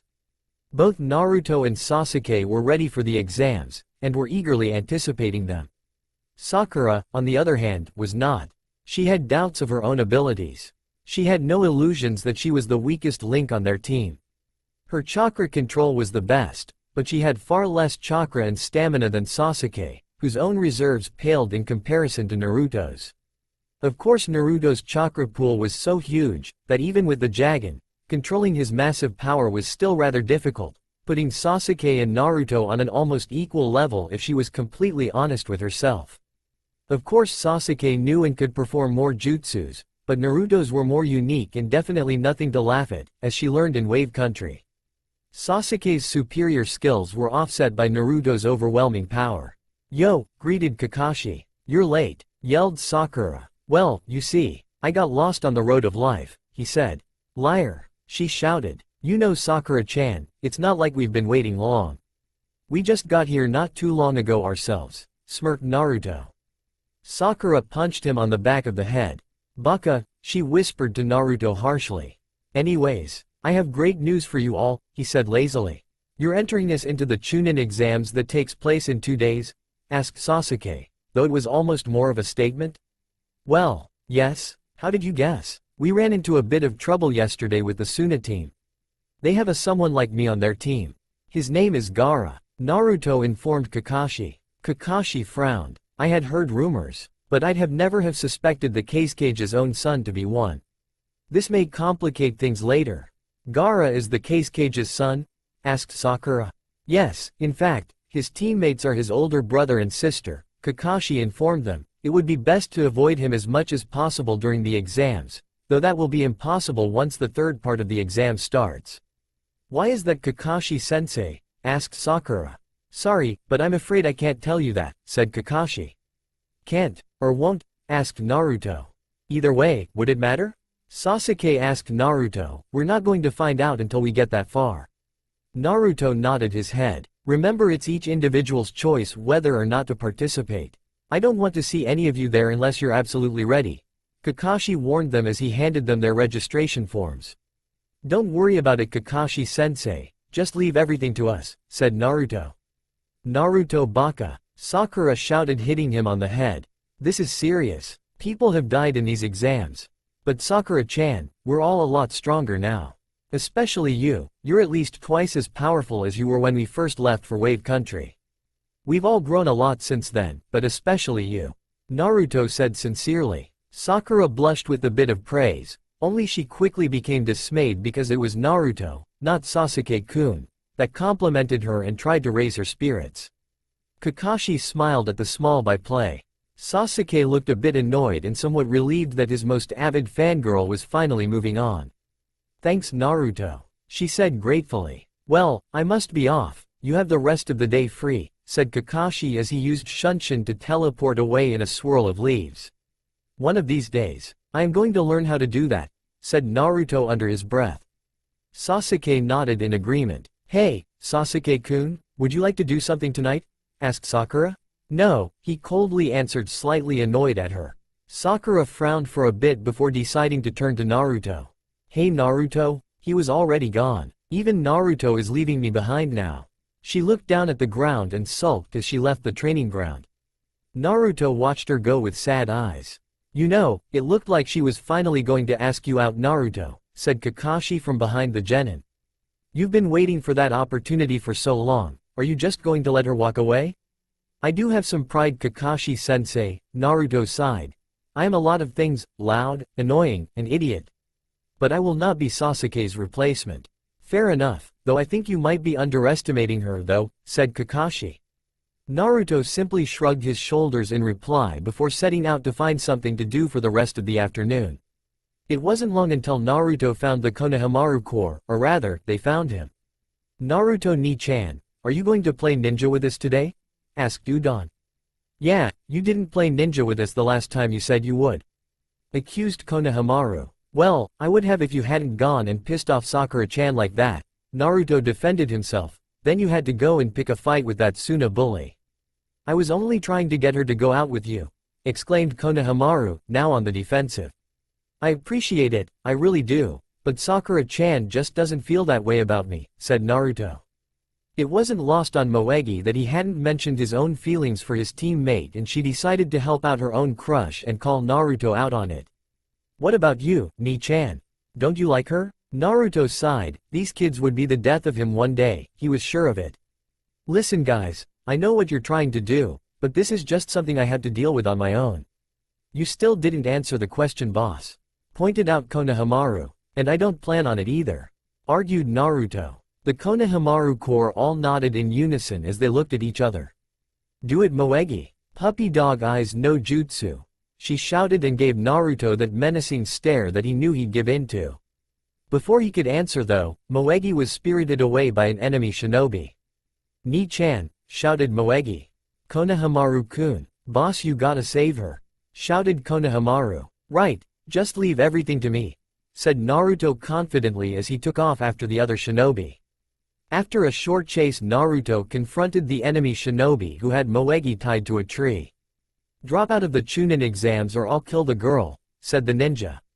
You're pathetic. I could beat you without even laying a finger on you, said Naruto confidently. And how do you think you're going to accomplish that? Asked the ninja. Look down, said Naruto as he puffed out of existence. Wah! Anything else he was about to say was interrupted when Naruto burst from the ground. Gukaden. Inochi Enku no Kobushi, shouted Naruto as he punched the ninja in the face. I've improved more than you gave me credit for, haven't I, Iruka-sensei? The Konohamaru corps looked at the enemy nin in shock. The nin dropped the henge. Congratulations, Naruto. You passed, though how did you know it was me? Easy, I could tell by the feel of your chakra, he answered. You can sense chakra signatures? Asked Iruka, amazed. That's incredible for one your age. Most jonin can't do that. Naruto smirked. Since when was I ever a regular shinobi? You'll make a fine Hokage one day, Naruto, said Iruka sincerely. The best one ever, until Konohamaru here takes over for me, he said as he smirked, ruffling Konohamaru's hair. It took a moment for Konohamaru to register what Naruto had said, but then gave him a big grin, before hugging him. Do you mean that, boss? Asked Konohamaru. You betcha, Konohamaru. It's the job of each Hokage to surpass the one before him. But don't think because you're my favorite rival that I'll make it easy for you. You're going to have to work extra hard to surpass me, Naruto told the young boy. Don't worry, boss. Just leave everything to me, shouted Konohamaru. When I become Hokage, I'm going to surpass all the ones that came before me. Believe it, he shouted, going into the nice guy pose. A.N. The opportunity was just way too good to pass up. Naruto and Iruka's sweat dropped. He's even stealing my catchphrases, Naruto thought with a deadpan look on his face. Why don't we go out for some ramen in a bit? I have to file a report on your progress, Naruto, but I'll meet you all at Ichiraku's in about 10 minutes, alright? Said Iruka, disappearing in a swirl of leaves. Kuso. I really have to learn how to do that, thought Naruto as he and the Konohamaru corps headed off to his favorite restaurant. Not too far away from where Naruto had saved Moegi. How did they do? Asked Kakashi. Spectacularly, I'm afraid, said Iruka with a small sigh. They've all progressed much farther than I thought they would in such a short time. What did you think of Naruto's performance? Asked Kakashi lazily. His performance surprised me the most, said Iruka with a slight smile. He's really come far. How did he learn to sense chakra signatures in such a short time? Since Naruto trusts you so much, I suppose it wouldn't hurt to tell you, though I'm sure Naruto would have preferred to tell you himself, said Kakashi. He's awakened a Kekkei Genkai. The only people who know are Sasuke, Sakura, Haku, myself and the Sandaime. Iruka frowned. But that means he must have a family after all. He then started to shake in rage, all the time spent alone. His family all died during the Kyuubi attack, interrupted Kakashi. We just know for certain who they were. Who? Asked Iruka, letting go of his anger. Arashi-sensei, said Kakashi. Why Yondaime-sama? Iruka gasped. Kakashi nodded. But that means. Kakashi nodded a second time. Iruka regained control. How'd he take it? Not well at first, and that's to be expected, but he understood, said Kakashi. He actually took it better than I thought he would. So Naruto has the Jagen, said Iruka wistfully. He then looked sad for a moment. You were right, Kakashi-san. You're just looking out for them, so there is no need to apologize, Kakashi assured him. Just keep in mind that they do have to grow up at some time. Now I believe you have to meet some Hokage candidates and their friends that are waiting for you to treat them to ramen. Naruto was the first to arrive on the day the exams began. He only had to wait 10 minutes before Sasuke, slightly trailed by Sakura, came into view. You ready, Dobi? Asked Sasuke arrogantly. You bet, Teme, said Naruto excitedly. Just don't cry when you end up in the hospital after the beating I'm going to give you in the exams. As if. I work harder getting out of bed in the morning than I would fighting you, he said confidently. A smirk appeared on his face. That's because you're too afraid to fight me anymore. You'd rather be lazy and stay in bed or practicing your stealth skills by escaping your fangirls, teased Naruto. You're just jealous because you don't have any, replied Sasuke. Take that back, yelled Naruto. As Team 7 entered the building, they failed to notice the blushing pale-eyed member of Team 8 who had been watching them, or rather Naruto, from behind a corner of the building. She had frowned at Sasuke's remark because, while she didn't consider herself a fangirl, as that would be improper, she did admire Naruto a great deal. Hey Hinata! Shouted her teammate, what are you doing? And nothing, Kiba-kun, she said hesitantly as her two teammates approached. Well, I guess we should go, huh? Asked Kiba. Then he got an excited look on his face. We are so going to kick so much ass. Provided you don't do anything too rash, Kiba, said Shino. Relax, how hard can it be? He asked. More than anything we might be able to handle. Do keep in mind we are only rookie genins. Shino reminded him, it is logical to assume that we have the greatest chance of failing this exam, and your tendency to rush into things will only serve to hold us back. So I'm holding us back, huh? Asked Kiba dangerously. Please don't fight. Hinata pleaded quietly. I'm sure Shino-kun didn't mean it like that. Hinata's right, for the time being, we have much more important things to worry about. Shino agreed, while Kiba merely grunted in acceptance. Team 7 had only gone up one floor when they were stopped by a group of people who were standing in front of the door. Sasuke was walking in between Sakura and Naruto, slightly ahead of them. In the middle of the group they watched two people keeping people from entering the room. Sasuke looked up at the sign, it read 301. He looked back at Naruto who simply nodded at him. Sasuke stepped in when the two ninja knocked down a kid wearing a green leotard and sported a bowl haircut and bushy eyebrows. You plan on taking the Chunin exams like that? What makes you think you're good enough? Asked a kid with spiky hair. You guys should just quit now, said a second kid right next to him. He wore his ite like a bandana. You're all just little kids, the first one taunted.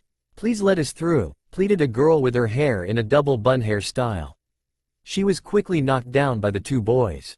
Naruto recognized her instantly, as she was one of the people he trained in Kenjutsu with, and narrowed his eyes. She's much stronger than that, and her teammates are supposed to be strong too. What's going on? Listen, we're being nice. The Chunin exams aren't easy, said the first one. Of all those taking the exam, lectured the second, many will quit being shinobi, while others are unable to recover at all. We've seen it many times before. A Chunin is the level of military platoon captains. The failure of a mission and the death of his men. That is all the responsibility of the captain. Explained the first. We're just thinning out the ranks of those that will fail anyway. What's wrong with that? Asked the second. I agree, said Sasuke stepping in, Naruto and Sakura trailing behind him. But, you'll let us pass through. Also, get rid of the genjutsu, we're going to the third floor. There was whispering throughout the room at this proclamation. Naruto was strangely relieved that Tenten's team was not among those surprised that there had been a genjutsu in place. So you noticed, asked the second kid, not surprised in the slightest. Sakura, you must have noticed it first, right? Sasuke had noticed the pink-haired Kunoichi was distracted as of late and knew that she'd be a liability if her lack of focus continued. It's not that he didn't like her, because he did. He just didn't like the way she tended to glomp on him and dote on him constantly as if he were a small child.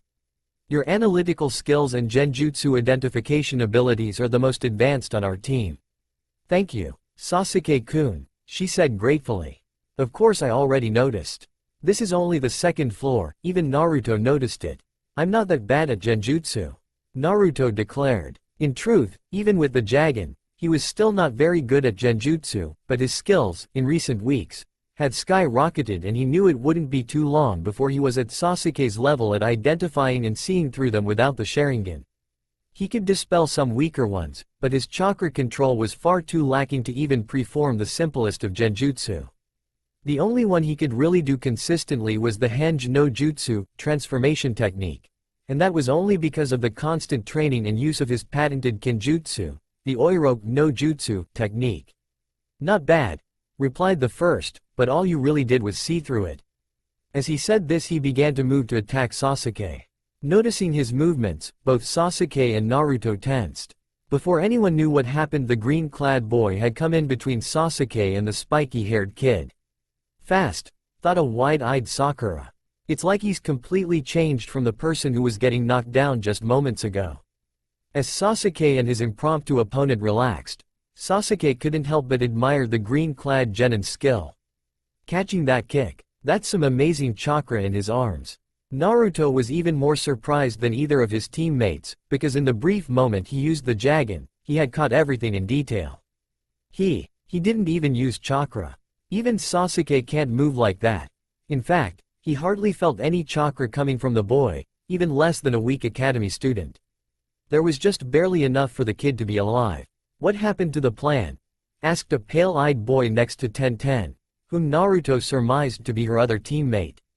You're the one who said we shouldn't attract attention to ourselves. Well, the green-clad genin began to explain, as he looked over at Sakura. Sakura got a feeling of dread at the pit of her stomach. Oh no. So, they were hiding their abilities. I know how strong Tenten can be, and this guy doesn't appear to be too weak either. I can't help but wonder how strong that other guy is. Naruto thought to himself. Meanwhile, the green-clad kid walked up to Sakura. My name is Rock Lee. So, yours is Sakura, said Lee as if stealing up his courage. He then started to blush and gave her a thumbs up. Will you be my girlfriend? He asked as he smiled at her and gave her a wink. I shall protect you always until I die. No way, said Sakura, more than a little freaked out. Rock Lee just put his head down in shame. Naruto gave him a sympathetic smile. After all he knew how it felt to be rejected. Hey, you, said the pale-eyed boy directing his eerie gaze at Sasuke. What is your name? Sizing up the competition I see, thought Naruto, looking at the boy intently. When you want to learn someone's name, you should give your own first, said Sasuke in an arrogant tone. You're a rookie, right? Asked the pale-eyed boy. How old are you? I don't have to answer to you, replied Sasuke as the other boy narrowed his eyes. What? The pale-eyed boy asked coldly, as Tenten giggled at their little standoff. Sasuke arrogantly turned his back on the boy. Hey Naruto, Sasuke-kun, let's go, said Sakura excitedly. Naruto turned to Tenten. After this is all over, do you want to train some more Tenten? Asked Naruto, who received strange looks from his and Tenten's teammates. Hayate Sensei says I've improved, but my technique still pretty much sucks. Sure thing Naruto, she smiled at the blonde genin. While he wasn't anywhere near as good as she was, he was improving at an incredibly fast pace. She still couldn't believe how far he had come in a matter of a few weeks. She was almost certain he was training every bit as much as he could with that sword of his. Naruto, how do you know her? Asked Sakura. After Kakashi Sensei gave me my father's sword, he set me up with some extra kenjutsu training with Hayate Sensei and Tenten. From what I'm told, her sensei is something of a rival of Kakashi Sensei's and so he jumped at the chance of helping out with my extra training. Naruto informed them. Kakashi Sensei said something about me being able to use a sword would help. Dibers, diversify? Asked Sakura trying to help out her teammate.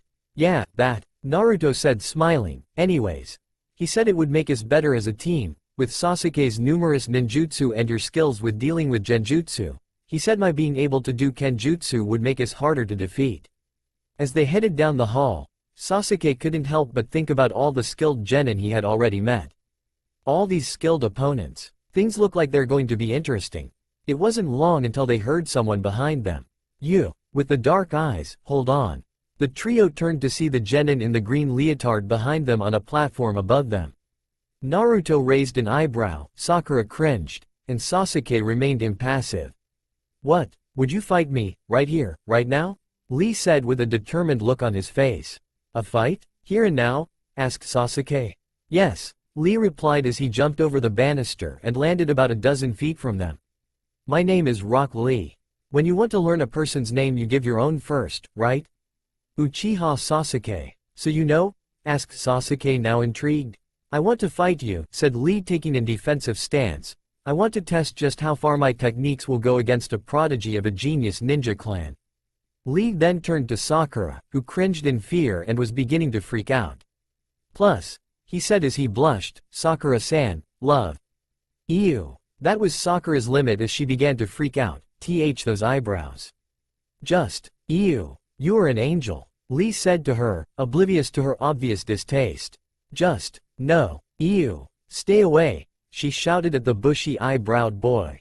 You know, you don't have to be so negative, said Lee, dismayed at her rejection.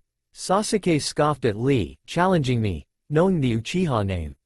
You're a fool. You will learn what that name means, bushy brows, said a now scowling Sasuke. Great, smirked Lee as he changed into his Goken, strong fist, stance. Finally, Guy Sensei, I shall prove myself. Don't do it, Sasuke, warned Naruto. Want him for yourself, Naruto? Asked Sasuke, an arrogant look on his face.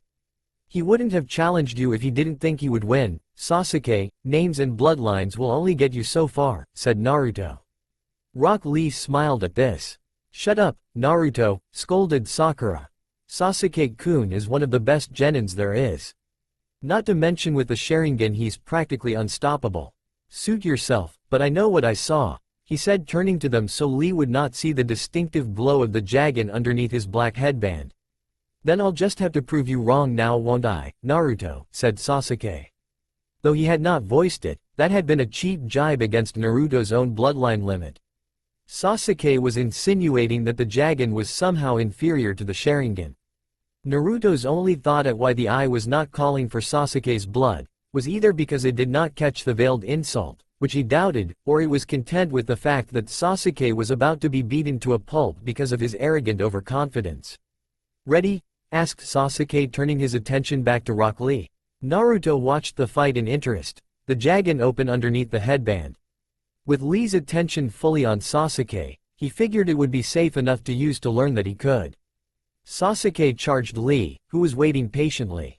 Sasuke threw a punch that was easily blocked by Lee. Sasuke planted his hand on the floor to attempt a whirlwind kick on Lee when the bushy-browed boy countered. Konoha Reppu, Leaf Gale, shouted Lee as he did a sweep. Sasuke pushed up with his arm flipping away from his opponent. Sakura looked amazed, while Naruto looked completely unsurprised, as Sasuke and Lee were now staring at each other. He's strong, thought Sakura as she watched the boy nearly beat Sasuke-kun in the exchange. While he did not win, he definitely came out with the upper hand. I'll say this, there is no way you can defeat me, said Lee with all seriousness in his expression, because, right now, I am the strongest among the Konoha genin. Sasuke narrowed his eyes, and then grunted as he smirked. Let's see just how strong you are. Sasuke got ready to go in for another exchange. Sasuke-kun, we don't have time. We have to be at the reception desk in less than 30 minutes, said Sakura worriedly. Don't worry, he said with a serious look on his face, I'll be done in 5 minutes. He then charged at Lee a second time. As he went to punch the green-clad genin, he disappeared. What? Incredible.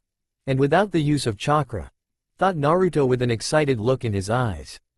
Konoha Daizenpu, Leaf Great Whirlwind, shouted Lee as he kicked at Sasuke's head. Sasuke narrowly ducked before a second kick came straight at him. I can't dodge, Sasuke frantically thought. I'll have to block. What? Lee's follow-up kick not only broke through Sasuke's guard but tore through it like a rock through paper.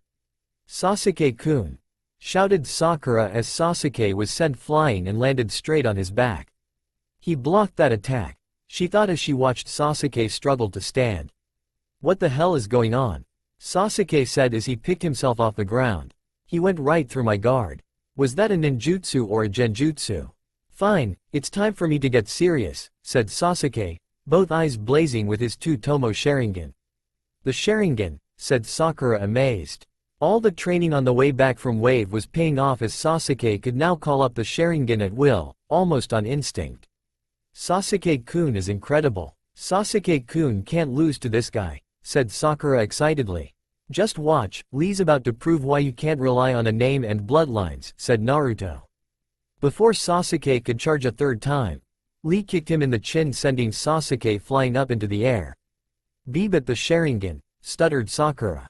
A name isn't everything, Sakura, said Naruto as they watched Sasuke's airborne ascent. The Sharingan can't read it, thought Sasuke. That means his moves. My moves are neither ninjutsu nor are they genjutsu, said Lee as he prepared the next sequence of his attack. Sasuke managed to land on his feet, but Lee was already on the attack, now charging Sasuke. Sasuke could now only hopelessly dodge Lee's attacks, but no matter what he did, Lee was still connecting with several solid shots. Sasuke backed away after taking an extra strong elbow attack from Lee. My techniques are simple taijutsu, Sasuke-kun. Just as I thought, Naruto said quietly. What do you mean? Asked Sakura. Just watch. We're about to learn the true difference between him and us. Naruto told her as Lee disappeared only to reappear behind Sasuke. You may not believe it, because it's so simple, said Lee, who then jumped to dodge an attack from Sasuke. Kuso. Sasuke said, gritting his teeth. It's said that the Sharingan can read all types of ninjutsu, genjutsu and taijutsu, lectured Lee, because ninjutsu and genjutsu require you to summon chakra and hand seals to preform. You can easily defend against them. But taijutsu is different. What do you mean? Asked Sasuke. Even if you can read my movements with your Sharingan, your body still lacks the speed to react to my taijutsu. It doesn't matter if you can see it, if your body can't keep up, it's useless. Explained Lee. I believe there are two types of people amongst the strong. The hard-working types and the genius types. Your Uchiha blood is a genius type because of your Sharingan, while I am simply a hard-working type who has mastered only taijutsu. Sasuke's frustration came to a boil as he angrily charged Lee. Lee was still lecturing while dodging Sasuke's attacks. It could be said that my ultimate taijutsu is the worst possible matchup for your Sharingan. With that, Lee knocked Sasuke into the air again with a solid kick to the chin and then jumped after him. Kage Buyo, shadow of the dancing leaf. Lee was now soaring parallel to Sasuke's back. I shall now prove it with this technique that hard work surpasses genius skills. Lee's bandages began to unravel and ensnare Sasuke. I win. Before Lee could complete his move, a pinwheel cut through the air, pinning his bandages to the wall. Naruto cursed. He had been so intently watching the match, or rather Sasuke getting his ass handed to him, that he didn't sense anyone approaching. He immediately deactivated the Jagen, hoping the newcomer didn't see the teal glow through the headband. That's enough, Lee, shouted a red and yellow turtle with a very angry expression on his face. Lee immediately landed while Sasuke continued towards the floor, his neck about to break his fall. Sasuke-kun, shouted Sakura as she moved to catch Sasuke. Are you alright, Sasuke-kun? She asked with genuine concern. Even with the Jagen, I could barely keep up with his movements. I don't think even if Sasuke and I worked together that we could beat him, thought Naruto. Meanwhile, Sasuke was glaring at Rock Lee's back. Lee, that technique is forbidden, scolded the turtle. A talking turtle, thought Naruto, his attention on Lee and the newcomer, not wanting to witness Sakura fawning over Sasuke, ensuring he was alright. I'm sorry, I hadn't planned on. Lee tried to apologize but was cut off. Fool, do you think you can really get off on some silly excuse? Said the turtle disapprovingly. You know well that a shinobi should not reveal his special techniques, said the turtle. Now are you prepared for your punishment? Yes, said a downtrodden Lee. Watching the interplay between the genin and the tortoise, Naruto came to a strange conclusion. Sakura-chan, can turtles be senseis? Asked Naruto in a whisper. Sakura looked at him as if he'd started sprouting tails. How the heck should I know if turtles can be senseis? She hissed at him. Alright, said the turtle, here comes Guy Sensei. There was a poof of smoke above the turtle, and Team 7 and Rock Lee were now looking at a bigger version of Lee. The man was about 2 heads taller, but he had the same bowl haircut and bushy eyebrows. I I can see the flames of youth burning brightly in each of you. That guy is even lamer than the kid, said Sasuke with a bewildered look on his face. Had he turned to look at them, he'd have noticed Sakura and Naruto's expressions were the same. Super thick eyebrows, super bowl cut, was all Sakura could manage to get out. Those have got to be the biggest eyebrows I've ever seen, said Naruto. I think they might be alive. Lee turned around, rage and fury written all over his face. Hey, stop insulting Guy Sensei, he shouted at Team 7. With all these freaks showing up all over the place, how else are we supposed to react, shouted Sakura. What did you? He asked shaking a fist. Obviously Lee's infatuation with Sakura didn't stand up to the respect he had for Maida Guy. Lee, stop, said Guy with a small smile on his face. Yes, Guy Sensei, said Lee. Guy's expression turned serious as he shouted at Lee. You fool. He then punched Lee in the jaw, sending his mini-clone soaring through the air. Lee, you are. Sensei, said Lee as he stood up, tears streaming down his face. Lee, he shouted with tears streaming down his face. Guy Sensei. That's enough Lee, you don't have to say any more, as a sandy beach with a sunset appeared around them. Sensei, Lee shouted as he hugged Guy. Lee, wah, Sakura blurted out. Naruto grunted. I lost, too. This guy, Sasuke stuttered. Yes, this is what youth is all about, said Guy. Sensei, it's all right Lee. Youth and mistakes go together, forget about it. Consoled Guy. You are too kind Guy Sensei, sniffled Lee. Now, towards the sunset, I want 100 laps around the training grounds, said Guy pointing towards the mysterious appearing sunset. Lee straightened up. Yes Guy Sensei. Let's go. Yes. What about Chunin exam? Asked Sakura. There isn't enough time. What? Oh yeah, said Guy with a sheepish expression on his face. Lee, your punishment for starting a fight and attempting to use a forbidden technique will take place after the Chunin exams. Yes, said Lee saluting Guy. The call of youth. 500 laps, shouted Guy, striking a pose. So tell me, how is Kakashi Sensei doing? You're his rival right? Asked Naruto. He is my eternal rival, said Guy. Yeah right, said Sakura disbelievingly. Sasuke didn't look like he believed Guy either, while Naruto was a bit undecided. At first glance Guy looked like a moron, but after watching Lee pick apart Sasuke, he knew looks could be deceiving. If Guy Sensei says, shouted Lee back, but he was stopped by Guy. Don't worry about it Lee, actions speak louder than words, Guy told him. Naruto and Sasuke's eyes widened as Guy simply disappeared. If I'm not mistaken, my records is 50 wins and 49 losses in my favor. Team 7 each spun around, surprised looks on their faces. That means I am better than Kakashi. His speed, it's incredible, thought Naruto. He's faster than Kakashi, observed Sasuke. You see, isn't Guy Sensei incredible? Shouted Lee. Sorry about Lee, I swear by this face, it will not happen again, Guy promised as he smiled at Team 7, his teeth sparkling in the light. You guys and Lee should be in the classroom soon. He threw a kunai and knocked the pinwheel off the wall releasing Lee's bandages. Naruto watched as Lee rewrapped his hand. He doubted the others noticed it, but he saw the scars and the callus on Lee's knuckles. Even without using the Jagen, he noticed the hard work and dedication that Lee put into his training. He's a true genius of hard work, thought Naruto. Good luck Lee, later. Guy shouted as he disappeared in a puff of smoke. Kuso, said Naruto more than slightly annoyed, I have to find someone to teach me that. Everyone in the room looked at Naruto oddly. Neither Sasuke nor Sakura could ever get Naruto's obsession with learning Shunshin no Jutsu, body flicker technique. Though Sasuke had to admit he wanted to learn it almost as badly as Naruto, not that he'd ever admit that out loud. Sasuke-kun, I shall say only one last thing, Rock Lee said as he went to leave. The truth is, while I have come here to test my abilities, I lied before. I am not the best genin Konoha has to offer. Though the strongest genin is most likely to be on my team. I have entered this exam to defeat him, but you are also one of my targets. Be prepared during the exam, Lee said as he jumped to the upper level and ran off to rejoin his teammates. Sasuke looked frustrated, so Sakura decided to try and comfort him. Sasuke-kun. Name and blood aren't everything, are they, Sasuke? Asked Naruto, his face the picture-perfect definition of seriousness. His tone was even, as he decided not to look or sound smug, despite the Jagen's nudges. Naruto, shouted Sakura. Shut up, Sasuke growled through clenched teeth. Next time, I'll beat him. Sure, although you just got your ass kicked, said Naruto with a deadpan expression on his face.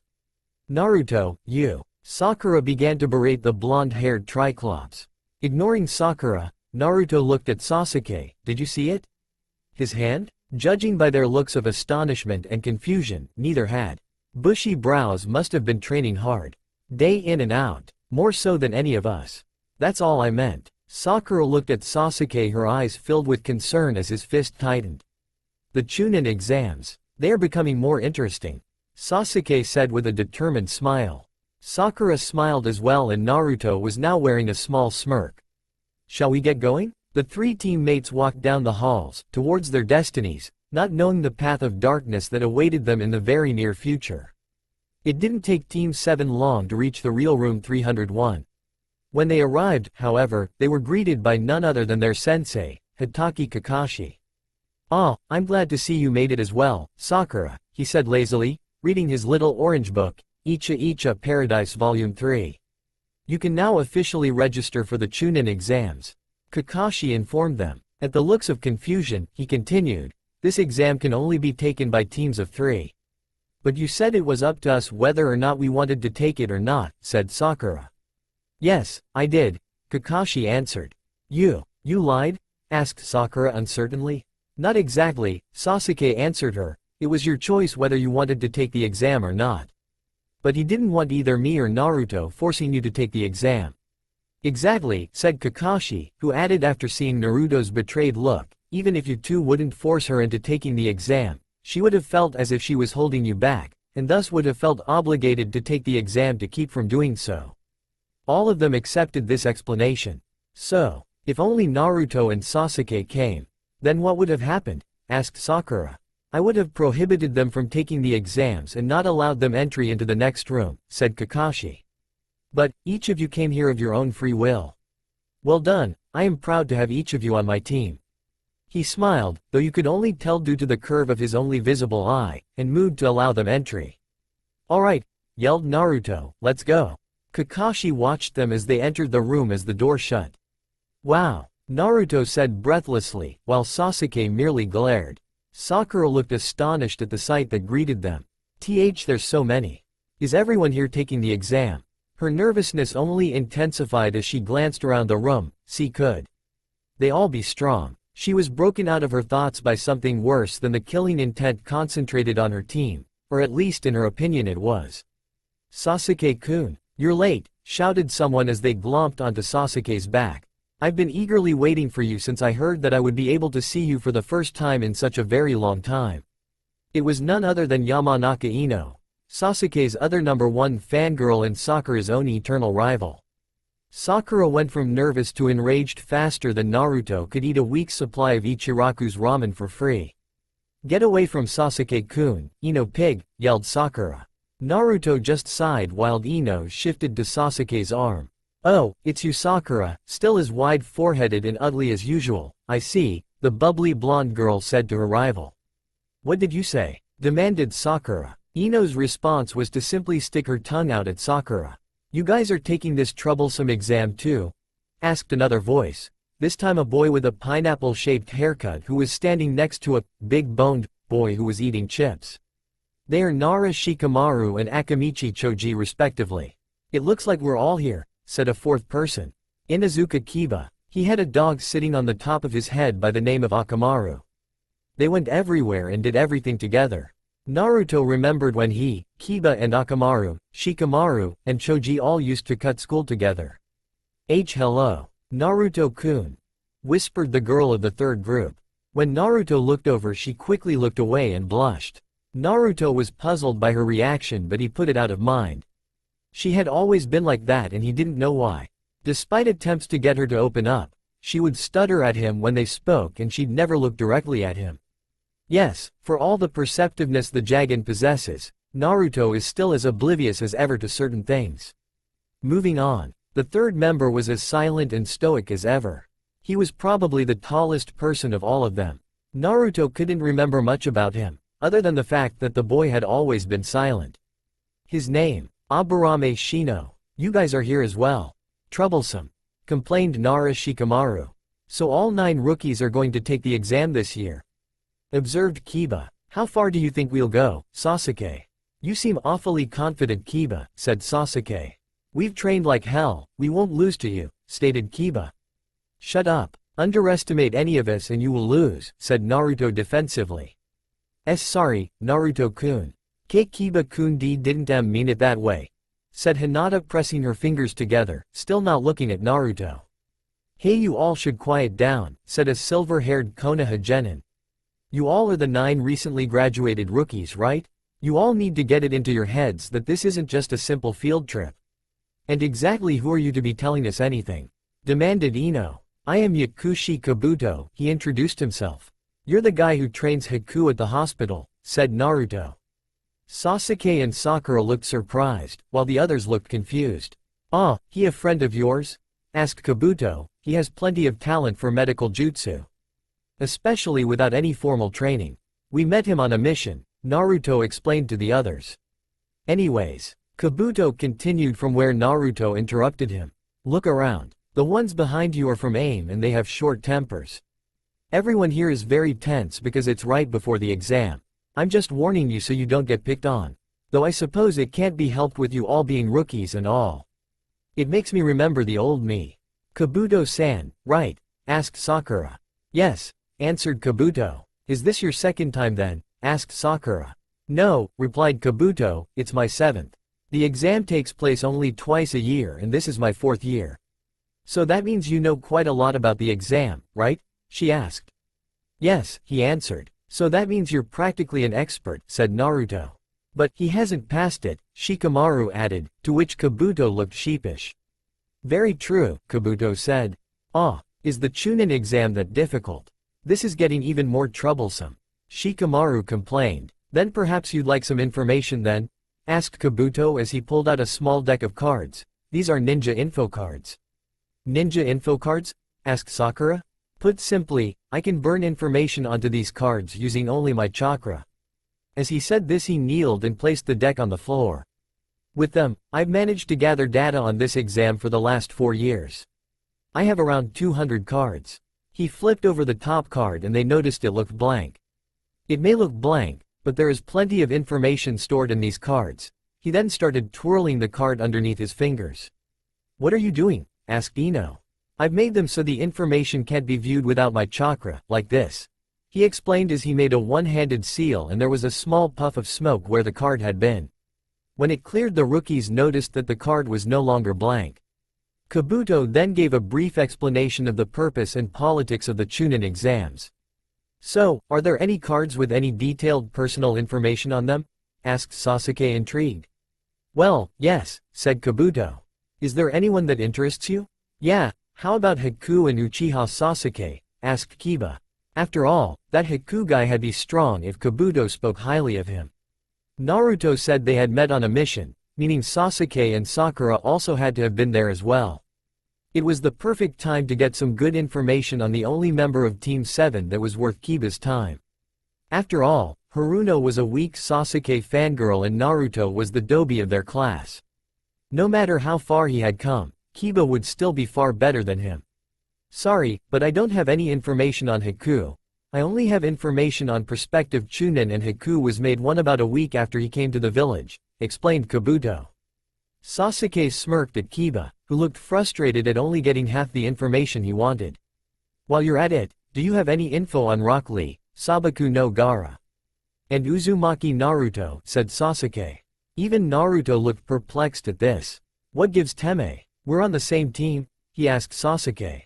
Since we're already going to be looking at my stats, we might as well see how well you compare to me, said Sasuke with a smirk. After all, names and bloodlines aren't everything. Naruto raised an eyebrow at this. Like he can really compare to you, Sasuke-kun, said Ino. You're the rookie of the year and he's just a dead last loser. Don't underestimate Naruto, said a scowling Sakura. Ino had to pinch herself to make sure it wasn't a hallucination. Ever since the academy, Sakura had always been one of the first to put down Naruto, especially since he was Sasuke's self-proclaimed rival. Kabuto watched with great interest as it seemed Team 7 had grown and changed the most since the three teams had interacted with one another, judging by the looks the rookies had on their faces. He's a lot stronger than anyone gives him credit for. Naruto gave Sakura a small smile. Thanks, Sakura-chan. What had changed Team 7 so completely that Naruto and Sasuke had a serious rivalry and caused Sakura to defend Naruto? Also, Naruto wasn't bouncing across the room because of the small compliment Sakura had given him. They were not the same three that were nearly at each other's throats right after graduation. These were some of the thoughts that ran through everyone's minds. Hinata frowned, as it seemed someone else had managed to see just how strong her Naruto-kun was. She was happy to see that someone else was finally giving him the acknowledgement he always craved, but she remembered Naruto's crush on Sakura. She knew that if Sakura ever returned those feelings, she wouldn't stand a chance. Then again, Naruto's crush seemed to be tempered a bit, so maybe, just maybe, there was still time. It's rare to see a newly formed team on such a level as yours, complimented Kabuto. Only the Sannin shared a bond that's strong so early in their careers. Naruto grinned, Sakura blushed, and even Sasuke smirked at the compliment. Now then, just remember that the information on the participants of the exam may not be perfect. Nevertheless, I've burned and saved them all. Though it's unfortunate you know their names, it kind of takes the fun out of it. Here we go. After sifting through the cards, he pulled out 4 of them. Let's see. First up, Rock Lee. He held up the card which had the picture of the kid dressed in the green leotard, bowl haircut and bushy eyebrows. He's only a year older than you all, but this is also his first exam. 20D ranked missions, 11C ranked. His teammates are Hyuga Neji and Tenten, and their sensei is Maeda Guy. His taijutsu has increased very dramatically over the past year, though his other skills are abysmal. Kabuto then took a second card, placing it over Rock Lee's, and channeled his chakra into it. This time it showed a red-haired boy with black rings around his eyes and a gourd strapped to his back. Next up, Sabaku no Gara. Mission experience, 8C ranked missions and WoW. AB ranked mission as a genin. He's a foreign nin and this is also his first exam, so that's all the information I have on him. That's less than what we know already, thought Naruto. I wonder what he has on me. Oh wait, it seems he's come back from every mission completely unscathed. Kabuto informed him. He did a B-ranked mission and came back unharmed, asked Shikamaru astonished. B, but how? Even with. Naruto stopped his sentence, but Sakura and Sasuke knew what he was going to say. Naruto had the power of the Kyuubi no Kitsune, the most powerful demon in existence, at his disposal, and even he had been injured quite a few times if he was honest with himself. Well, now, since you two wanted to compare, let's view the next 2 at the same time, said Kabuto. The remaining 2 cards were soon showing the pictures of a brooding Uchiha Sasuke and a grinning Uzumaki Naruto. Impressive for a genin, said Kabuto looking at Sasuke's card.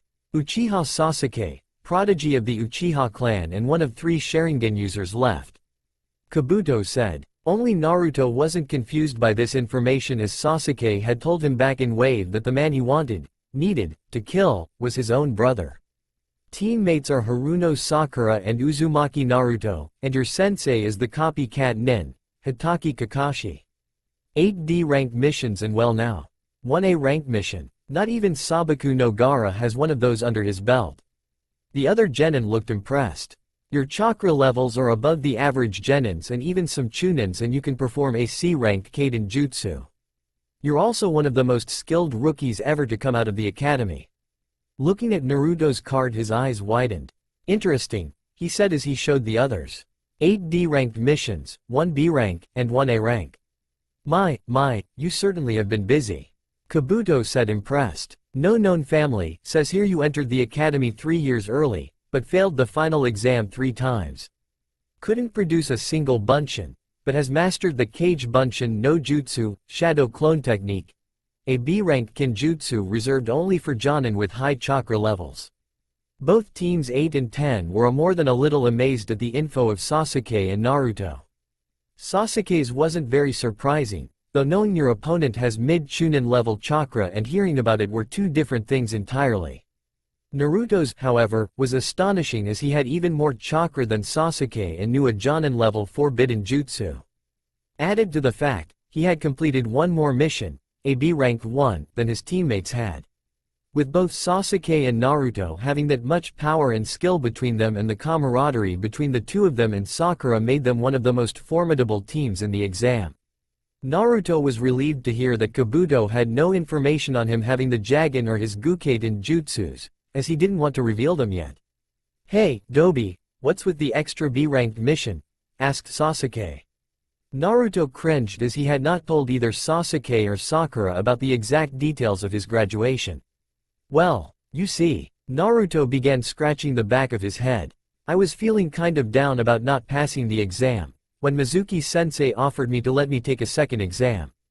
All I had to do was sneak past some guards and get this scroll and learn a technique from it. Naruto explained, which I did, but I was found by Iruka-sensei first. Well, it turns out Mizuki was really trying to steal the scroll. Iruka-sensei got hurt fighting Mizuki, so I saved him using the technique from the scroll." "Kage Bunshin," Kabuto said, "so you managed to not only steal the forbidden scroll of seals from the Hokage Tower, but learned Kage Bunshin in less than a day, while managing to defeat a Chunin Academy instructor. If you were the dead last of your class, then the rest of you must be incredibly impressive." The other rookies, even Sasuke and Sakura, were gaping at Naruto. Anyways, Kabuto continued on as the others began to get over their shock. "Konoha, Suna, Aim, Kusa, Taki and Otto, these are the villages who have sent many talented ninjas here for this exam. Otto is a village of a small country that has just recently come to power, so there isn't much information on them. Either way, there are a lot of powerful ninjas from a lot of different places. I'm starting to lose confidence," mumbled Hinata to herself. Naruto, however, heard her. "So, in other words, the examinees here are all incredibly skilled and strong," observed Sakura. "Yes, it's not just Lee and Gaara or Naruto and Sasuke. All the people here are top elites from their respective countries. It isn't going to be easy." Meanwhile, Kakashi was thinking about his students who had just entered the room with the rest of the examinees for the Chunin selection exams. Despite what he had told Iruka and Iruka's admission that he might have been wrong about his former students, Kakashi himself couldn't help but be worried about them. "Despite what I said about them, those fearless kids have to be pretty scared right now." Sakura observed the other genins seemed to be affected by Kabuto's words. They all seemed to lose confidence in themselves. Even Sasuke and Naruto. Sasuke showed no outward appearance of being the slightest bit apprehensive, but Sakura could read it in his eyes. Naruto on the other hand seemed to be shaking a bit. Even Naruto, the stubborn baka, is a bit nervous with all these people and the tense atmosphere. That fact alone made her start second-guessing herself, as Naruto hadn't shown any fear in any situation ever since he made the vow of pain after the fight with the demon brothers. Not even Zabuza could make Naruto back down. Though I suppose it's not too surprising, after all, even if all of us are genins, we're still just rookies. She was about to try and raise Naruto's spirits when Naruto became a burst of energy and confidence. "My name is Uzumaki Naruto, future Hokage of Konoha, and I will not lose to any of you," he shouted at the entire room. "Got that?" Kakashi, who was still leaning next to the door, smiled and chuckled to himself. "Perhaps I needn't worry so much after all. What is with him?" Ino asked Sakura, pointing to Naruto. "What's the point in provoking everyone?" "Don't ask me," exclaimed Sakura. "Well, who else am I supposed to ask?" Ino replied. Both kunoichis glared at each other. Only Sasuke and Kabuto seemed to notice exactly what Naruto had done. With a simple statement, Naruto completely broke all tension in the room, and the others completely forgot about their fears. Every other genin was glaring at them. "There is no way that guy could be like Gaara. They're almost completely different," whispered Kankuro to Temari. "Perhaps. But looks can be deceiving," she told him. "Maybe he only appears to be an imbecile to hide how strong he truly is." Though she sounded more like she was trying to convince herself of that fact. Elsewhere, Team Guy was having a similar conversation. "What is he thinking?" Ten whispered. "He can't be that big of a baka. He's burning with passion," said Lee to his teammates. "Well, it does appear that he's in good spirits," commented Neji. "Maybe you didn't beat them enough, Lee." However, the Auto team was more than a little annoyed with the rookies and the Konoha genin named Kabuto. "Did you hear what he said?" asked the one-eyed Auto nin. "We're just a minor village from a small country? Let's play with them a bit," said the raven-haired female of the team. "Yeah, they spoke of us as if we're just leftover ninja," said the one-eyed Auto nin. "Let's make him add this to his data." While the Auto nin were putting their plot together, the Konoha rookies were unaware of what was about to happen. "I'm not going to lose to any of you, that's big talk," commented Kiba. "That baka practically begged everyone in this room to be his enemy," said Shikamaru. "Naruto, what the heck are you doing?" asked Sakura as she hit Naruto on the back of the head. Then she noticed the glares everyone was throwing at them. Sorry everyone. He sometimes gets carried away. No reason to take most of what he says seriously, she said to the room nervously. "With the way everyone is glaring over here, I'm about to beat you up myself." She hissed at Naruto. "Shall we?" asked the spiky-haired Auto nin. "Let's go," said the Auto Cyclops. Naruto's Jagen flared for a moment as the Auto nins began to move. Only Sakura and Ino noticed it as Naruto's back was to everyone else. His eyes widened as the Auto nin were headed straight for them. Kankuro was about to pull the object off of his back when he was stopped by Gaara. The spiky-haired Auto nin then proceeded to throw 2 kunai at Kabuto, who easily dodged them. However, he was placed in perfect position for the one-eyed nin's follow-up attack, which was interrupted by a kick to the head from Naruto. Each of the rookies, minus Sasuke and Sakura, looked surprised. Naruto had never shown that much skill. "Impressive, Naruto-kun, but I assure you I could have taken care of myself." "Even so, you're a Konoha nin, and whether we're against each other or not in this exam, we always take care of our own," Naruto said as he glared at the room, the Auto nins in particular. "You only got lucky because you attacked us by surprise," said the spiky-haired nin. "Isn't that exactly what you were trying to do?" asked Sasuke coldly. "Try something again and you'll find that you'll have more than just Naruto to deal with." Meanwhile, Ino and Sakura were having a short conversation. "He knew that attack was coming, didn't he?" asked Ino accusingly. What do you mean?" asked Sakura nervously. "Don't play dumb, Sakura," Ino hissed. They were moving fast enough that Sasuke-kun didn't have time to react when he saw them and Naruto had his back to them. There is no way even Sasuke-kun could have done that. And that glow. What was up with that? "I can't tell you," Sakura said nervously. "Whatever it is he's hiding behind that headband of his is responsible for everything, isn't it? The change of wardrobe, his and Sasuke being more friendly to each other. You defending him and him all of a sudden possessing all this skill when he was such a screw-up at the academy. What the hell is going on, Sakura?" Ino demanded. "He didn't even bounce off the walls when you defended him like he would have used to when we were at the academy." "Listen, Ino, Naruto might be an annoying idiot, but he's still my teammate and I will not betray him by telling you anything he doesn't want you to know." Sakura hissed at her friend. "Hokage-sama and Kakashi Sensei already know, and that's all who need to know unless Naruto says otherwise, so if you want to know about it, ask him yourself." "Fine, forehead girl, I'll drop it for now, but I do expect answers," said Ino coldly. "Quiet down, punks," a loud, authoritative voice boomed out. Everyone turned towards the voice, their attention no longer on the Konoha rookies, the Auto nin, and Kabuto. "Sorry to keep you all waiting," said a man wearing a black bandana with the Konoha Hite ite and scars all over his face. He wore the standard gray uniform the other test proctors were wearing, except he was also wearing a black trench coat. "I am the examiner of the first test of the Chunin selection exams. My name is Morino Ibiki," said the proctor. "Now, don't think any of you can just do anything before the exam. Do you want us to fail you at the beginning of the exam?" "I apologize, I was merely excited with this being my first exam," said the one-eyed Auto nin. "Well, I suppose now is as good of a time to say this," said Ibiki. "You are not allowed to fight each other during the exams unless given express permission by the examiners. Even if permission is given, you will not be allowed to kill each other. Pigs who go against me will fail immediately, is that understood?" He did a quick scan of the room to let what he had just said sink in. Then he continued on with the introduction. "Now begins the first portion of the Chunin selection examinations. Turn in your applications. Then take one of these numbered tags, that will be your seating placement. After that, we will pass out the examination papers for the written exam. Kuso." Naruto hissed quietly to himself, a paper test.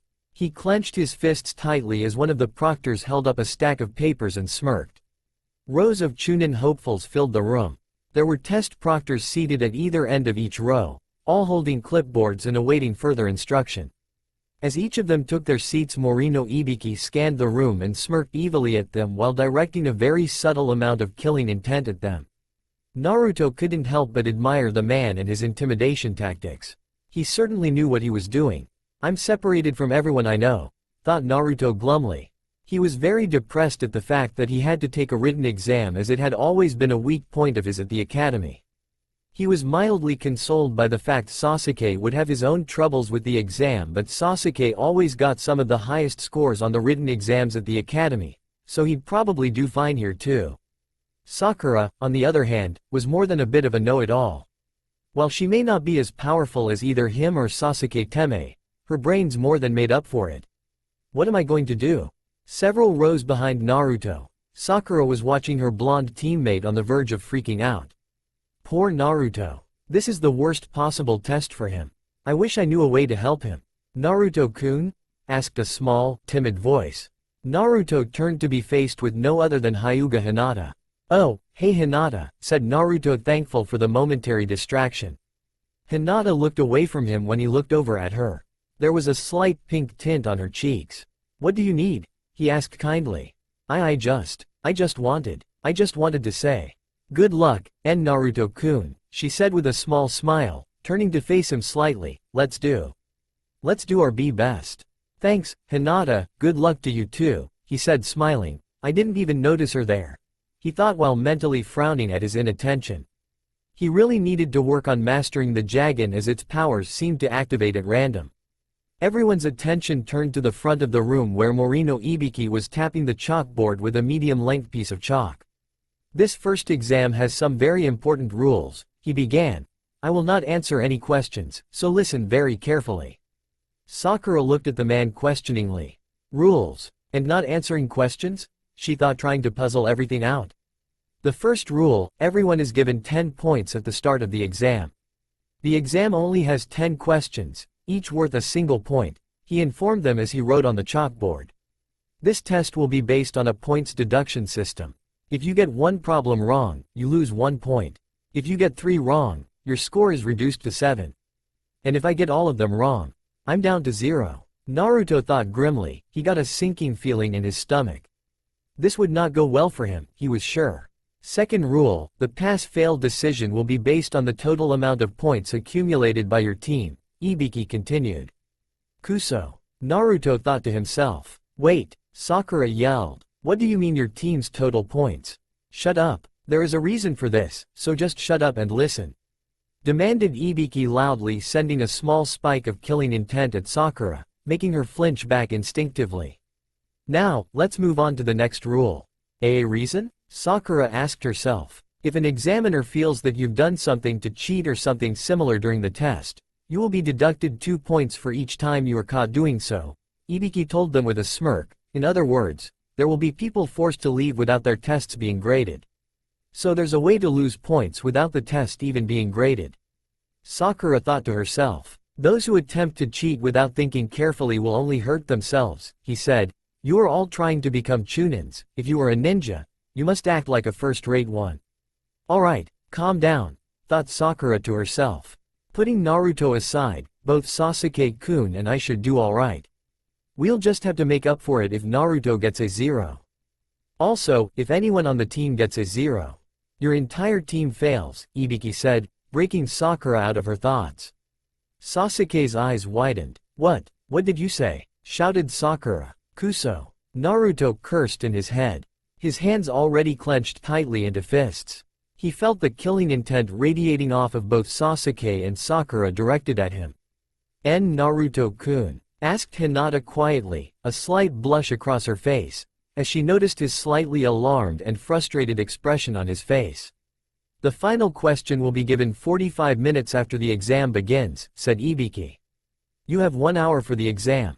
Begin. Tapping could be heard all around the room as dozens and dozens of prospective Chunin began filling out the 9 questions on their exam worksheet. Everyone could be seen working diligently and hard at work save one person who looked as if he'd been told that Ichiraku's ramen stand was closing for business forever. Sakura looked terribly frustrated. This isn't good. Even I can barely answer these questions. Naruto, don't screw this up. She mentally berated her teammate despite the fact she couldn't hear him.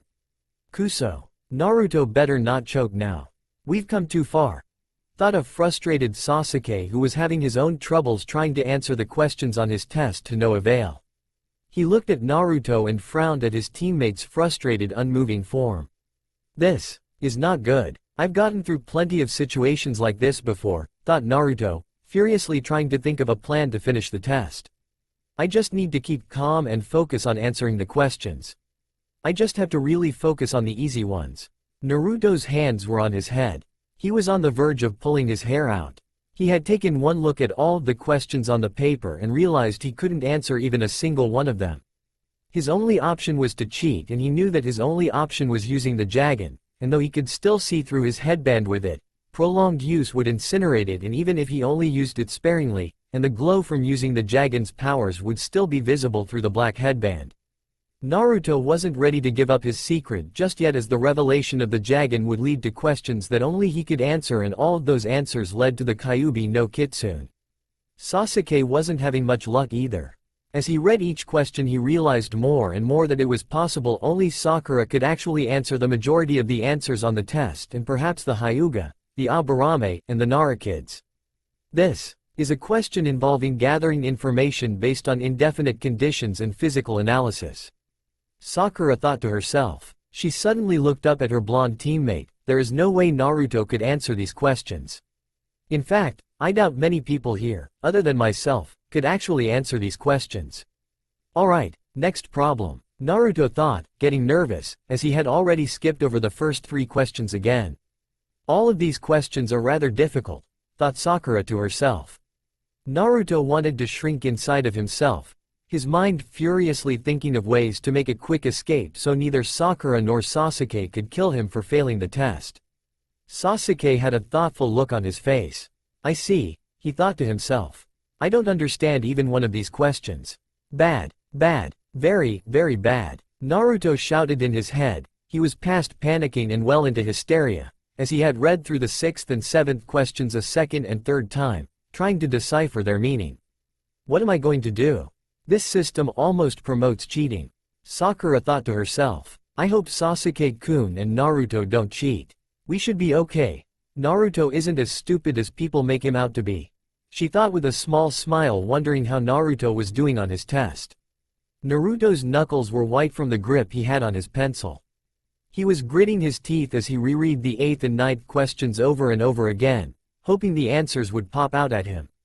Stay calm. Deep breaths. You can do this. He kept repeating the same mantra over and over in his head. Perhaps. No, I can't risk getting caught. Sasuke was looking around the room at the proctors. They seem to be rather cautious. It's almost as if they're assuming we're going to cheat. He watched as a proctor marked down something on his clipboard. Someone was just caught. Getting caught was a 2-point deduction. But why only 2 points?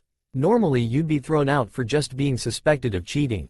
That's when Sasuke remembered Morino Ibiki's words at the beginning of the exam. Flashback. Those who attempt to cheat without thinking carefully will only hurt themselves, Ibiki said. You are all trying to become chunins. If you are a ninja, you must act like a first-rate one. End flashback. I see. Thought Sasuke as he reached an epiphany. This isn't a test of knowledge. The true purpose is to evaluate each person's information gathering skills using different methods of camouflage and concealment. See underneath the underneath, as Kakashi Sensei would always say. So he only wants us to not cheat without thinking things very carefully. To be like a first-rate ninja and not get caught. When put that way, the unusual point deduction system and the lenient 2-point deduction rule make perfect sense. So exactly what is being tested? Not being caught be the person you're cheating off of, or the examiners, while still getting the correct answers. Naruto, you can do this. Just think underneath the underneath. It will cost you if you don't. Meanwhile, Naruto was almost shaking. Shit, he mentally shouted. His hand began to shake. The only way I can do this is if I use the Jagen. Focus. Calm down. Try as he might, it was too late. His nervousness overrode everything and he couldn't concentrate enough to both use the Jagen and fill out the exam paper. Sasuke was already making his plan of attack. If this is a test of one's information gathering skills, there should be at least one person in here that already knows all of the answers, he thought as he scanned the room for his potential target.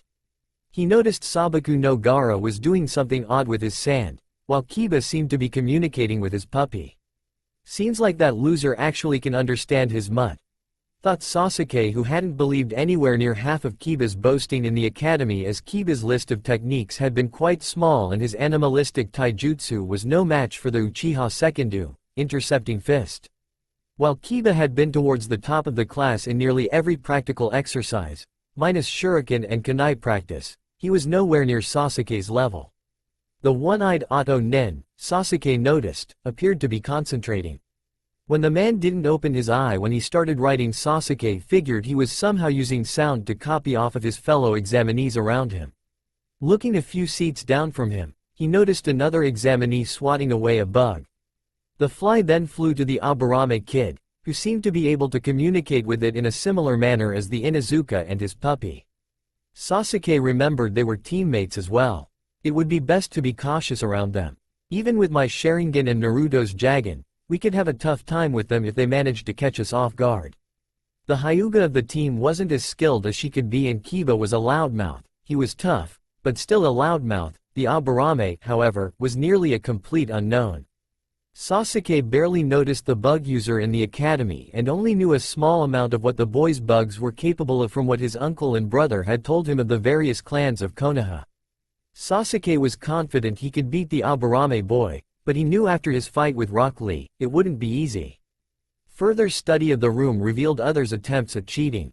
Sasuke was sure if he could see some of these attempts, the proctors could as well. It appears that even if someone is caught cheating, they aren't deducted any points as long as it's a Chunin level attempt, observed Sasuke. Naruto was by far faring the worst of all the examinees. 30 minutes into the test and he still had not written down a single answer. He was far too intimidated to try and cheat by normal methods and he was far too stressed and nervous to control the Jagen effectively enough to even try to use it to cheat. He didn't know why, but he just couldn't let go of his secret. Time is running out. My only chance is to cheat. He grit his teeth. I just can't get caught as that would cause trouble for Sasuke Teme and Sakura-chan. And, if I fail, we all fail. Naruto-kun. He heard a soft, gentle voice whisper. He hid his shock the best he could as he slightly turned his head and cut his eyes towards the pale lavender eyes of Hyuga Hinata. She was blushing slightly. I'll show why you my test. Why would she? Naruto thought, puzzled by the heiress' actions. Hinata isn't the type to try and trick people. Naruto then whispered to her, Hinata, why are you trying to help me? Hinata's blush deepened as she clenched and unclenched her fists. She was staring intently at her test, avoiding Naruto's gaze. Well, she whispered, even Naruto was barely able to hear her soft voice, She gulped, she began to sweat slightly under Naruto's careful gaze.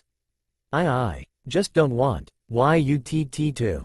G go away. Hinata gasped as Naruto looked at her questioningly and turned towards her a bit more, her blush becoming a bit more pronounced. Hinata was thinking furiously at what she should, or rather, could tell her longtime crush. You know, the 9 of us. We're the only rookies. And everything is so uncertain. Thanks Hinata. Whispered Naruto gratefully, I'm sorry I doubted you. Naruto gave her a small smile, to which she looked down sharply continuing to blush. Looks like we're saved, he thought, relieved he wouldn't be the one holding back Sasuke and Sakura. Hinata subtly shifted her paper towards Naruto, who was shooting quick glances at it. Before Naruto could get a good look at the paper, however, a kunai whizzed in front of his face, grazing the tip of his nose. Hinata and Naruto looked behind them as the kunai embedded itself in the test paper of the guy sitting behind them. What is the meaning of this? He shouted, obviously freaked out as he stood. A spiky-haired proctor who Sakura, Sasuke, and Naruto all noticed looked awfully similar to the kid who was pushing around Rock Lee and attacked Sasuke earlier, smirked. You screwed up 5 times. You fail. What? He shouted. Take your teammates and get out of here, the spiky-haired proctor ordered. Now, his teammate stood up as the Chunin hopeful stood there in shock. In the seat in front of him, Naruto was wide-eyed and nearly hyperventilating. He flinched when he heard the next words. Number 23, fail. Numbers 43 and 17. Fail. Naruto then began to look around the room as others stood up and left. Two proctors dragged out one genin who was refusing to leave, while a Suna genin stood up and furiously demanded if they had any proof he had cheated 5 times. Can you really expect us to believe you are capable of watching over this many people? He disappeared in a blur as a Konoha nin elbowed him in the neck and forced him to a wall. He had bandages covering the upper part of his head and a hite over where his eyes would be. Listen up, we are the Chunins that were chosen to watch over you punks during this part of the exam, he said tauntingly, we are the elites, so to say. So we don't miss even a single thing you do. My strength is more than enough proof, he said confidently as he released the Suna nin, who immediately slumped to the floor, gasping for air. Naruto was paralyzed in fear. Naruto-kun, Hinata whispered to him, getting the blonde-haired genin's attention. Hurry, look. Naruto then began to become ultra self-conscious of his surroundings. It took great effort not to flinch back, as if burned, when one of the proctors looked in his direction. Hinata, I can't, he said softly, besides, a great ninja like me doesn't need to cheat. He said with a small fake smile that, though he didn't know it, she saw straight through. But, Naruto-kun, Hinata tried to reason with him. I can't let you get into trouble for helping me cheat, he said seriously. Hinata stifled a gasp as her blush deepened. Naruto-kun, she thought. She sat there staring at him for a few moments, lost in her own world when she finally remembered where they were. I'm sorry. I did something unnecessary. Naruto chuckled a bit, don't worry about it. Thanks anyway. Hinata-chan, he whispered. He then looked at his still blank test, mentally berating himself for being incredibly stupid. Had he not been so focused on himself and trying to figure out what he was going to do, he missed Hinata's reaction. Her face was completely red and it was taking insane amounts of willpower to not faint in Naruto's presence. He called me Hinata-chan. And doesn't W want me to get in trouble? Stupid, stupid, stupid, stupid, was the mantra that kept running through Naruto's head. Around the room, others began furiously working on their test. Sakura began breaking down and calculating each problem, while Hyuga Neji activated his Byakugan and Sasuke activated his Sharingan. I just need to copy his every movement, thought Sasuke as he intently watched his target and furiously filling out his test. My hand is moving without hesitation, he smirked, I got him right away. Several rows back from Sakura, she was being watched by her longtime rival, Yamanaka Ino. Ino smirked, it looks like Sakura is about finished. I can't help but acknowledge that the wideness of the forehead of hers and intelligence are incredible. Thought Ino, you should be thankful for being my target for this technique. The blonde-haired, purple-clad Kunoichi then did a few hand seals. Shintenshin no Jutsu, mind-body switch technique. Her spirit seemed to fly out of her body and straight into Sakura's. Ino slumped onto her paper. The only one who seemed to catch the movement was quite a few seats down from Sakura. Looks like Ino used that jutsu. How troublesome. Better finish this test or Ino will become even more troublesome than my Kasan. Choji, who also wasn't too far away, thought to himself. Just can't beat that technique of Ino's. Now I just have to wait for Shikamaru to do his thing. Sakura then confidently smirked, a look very reminiscent of Yamanaka Ino. Sakura, I've slipped myself into your mind for a while, now I just need to quickly get the answers. Figures she'd be able to answer all these questions. Number 59 fail, shouted one proctor. Numbers 33 and 9, fail, shouted another. That's the 13th team that's failed, thought Kabuto as he continued answering the questions on his test. 41, fail, shouted a proctor. Ibiki just stood in the front of the room impassively as the babysitters began failing more and more Chunin hopefuls. Numbers 35 and 62, fail. Ibiki couldn't help but be impressed by the way the Suna nen, Gaara, was handling himself. He then remembered that Hitaki Kakashi had said about the kid also being a Jinchuriki like the Uzumaki kid. Taking a quick glance at the said genin, Ibiki was far from impressed. The kid looked as if he had an aneurysm. He looked as if he'd break under the strain of the pressure at any moment.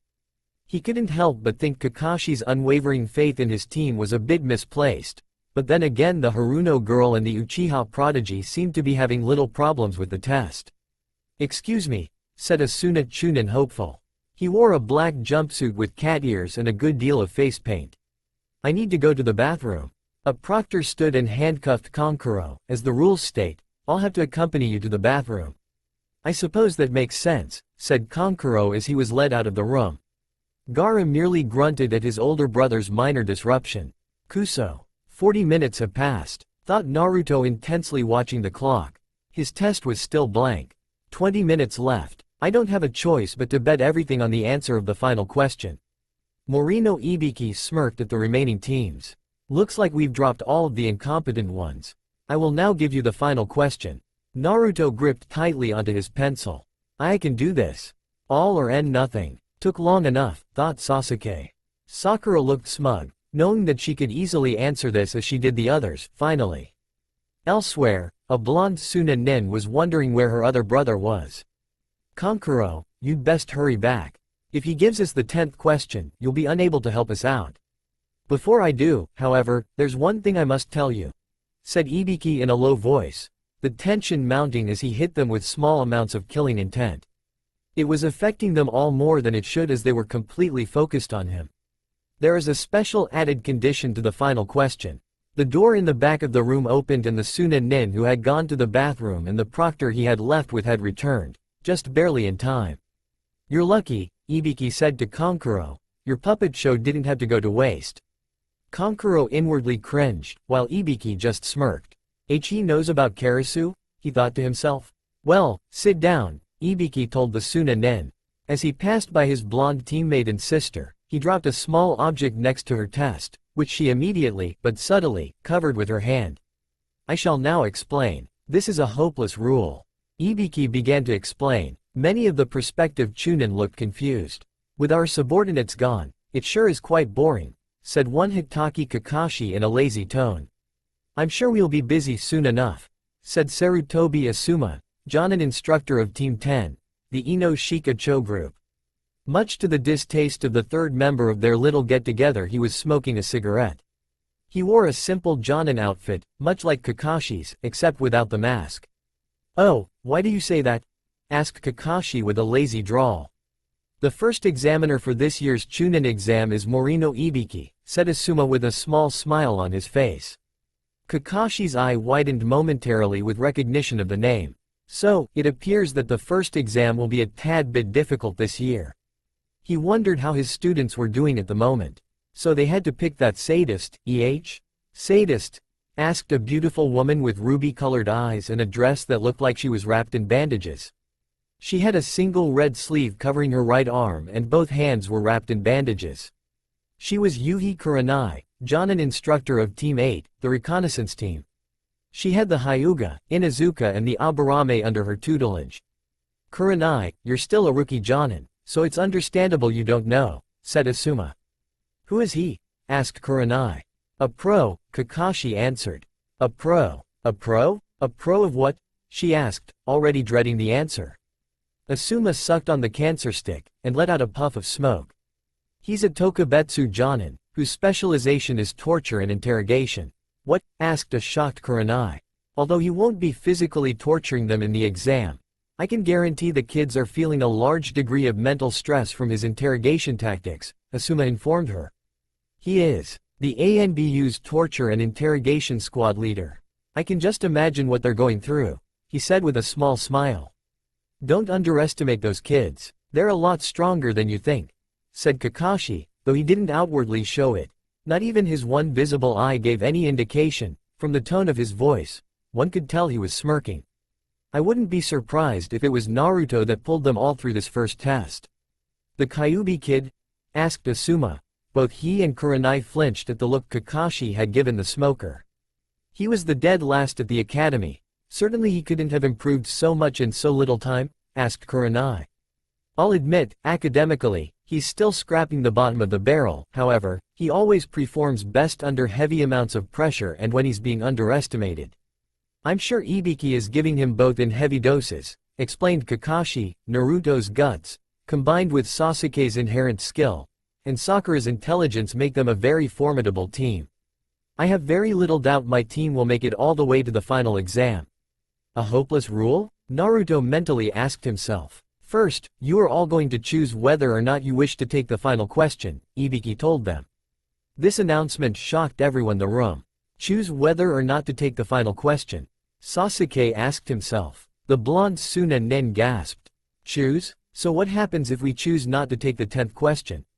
Simple, said Ibiki, still smirking confidently. Your test points will be reduced to 0 and you fail, along with your fellow teammates. What's the meaning of that? Asked a random genin. Of course we'll take it, shouted another. Teammates also failing is bull, complained a third. And here is another rule, said Ibiki as he closed his eyes. The shouting genin all became silent. What? Another rule? What gives? Sakura asked herself. If you choose to take the final question and you get it wrong, said Ibiki, you will forever lose the privilege of ever taking the Chunin selection exam again. What kind of crap rule is that? Shouted the familiar voice of Inuzuka Kiba. There are people in here that have taken the exams before. Akamaru barked as if to emphasize what Kiba was saying.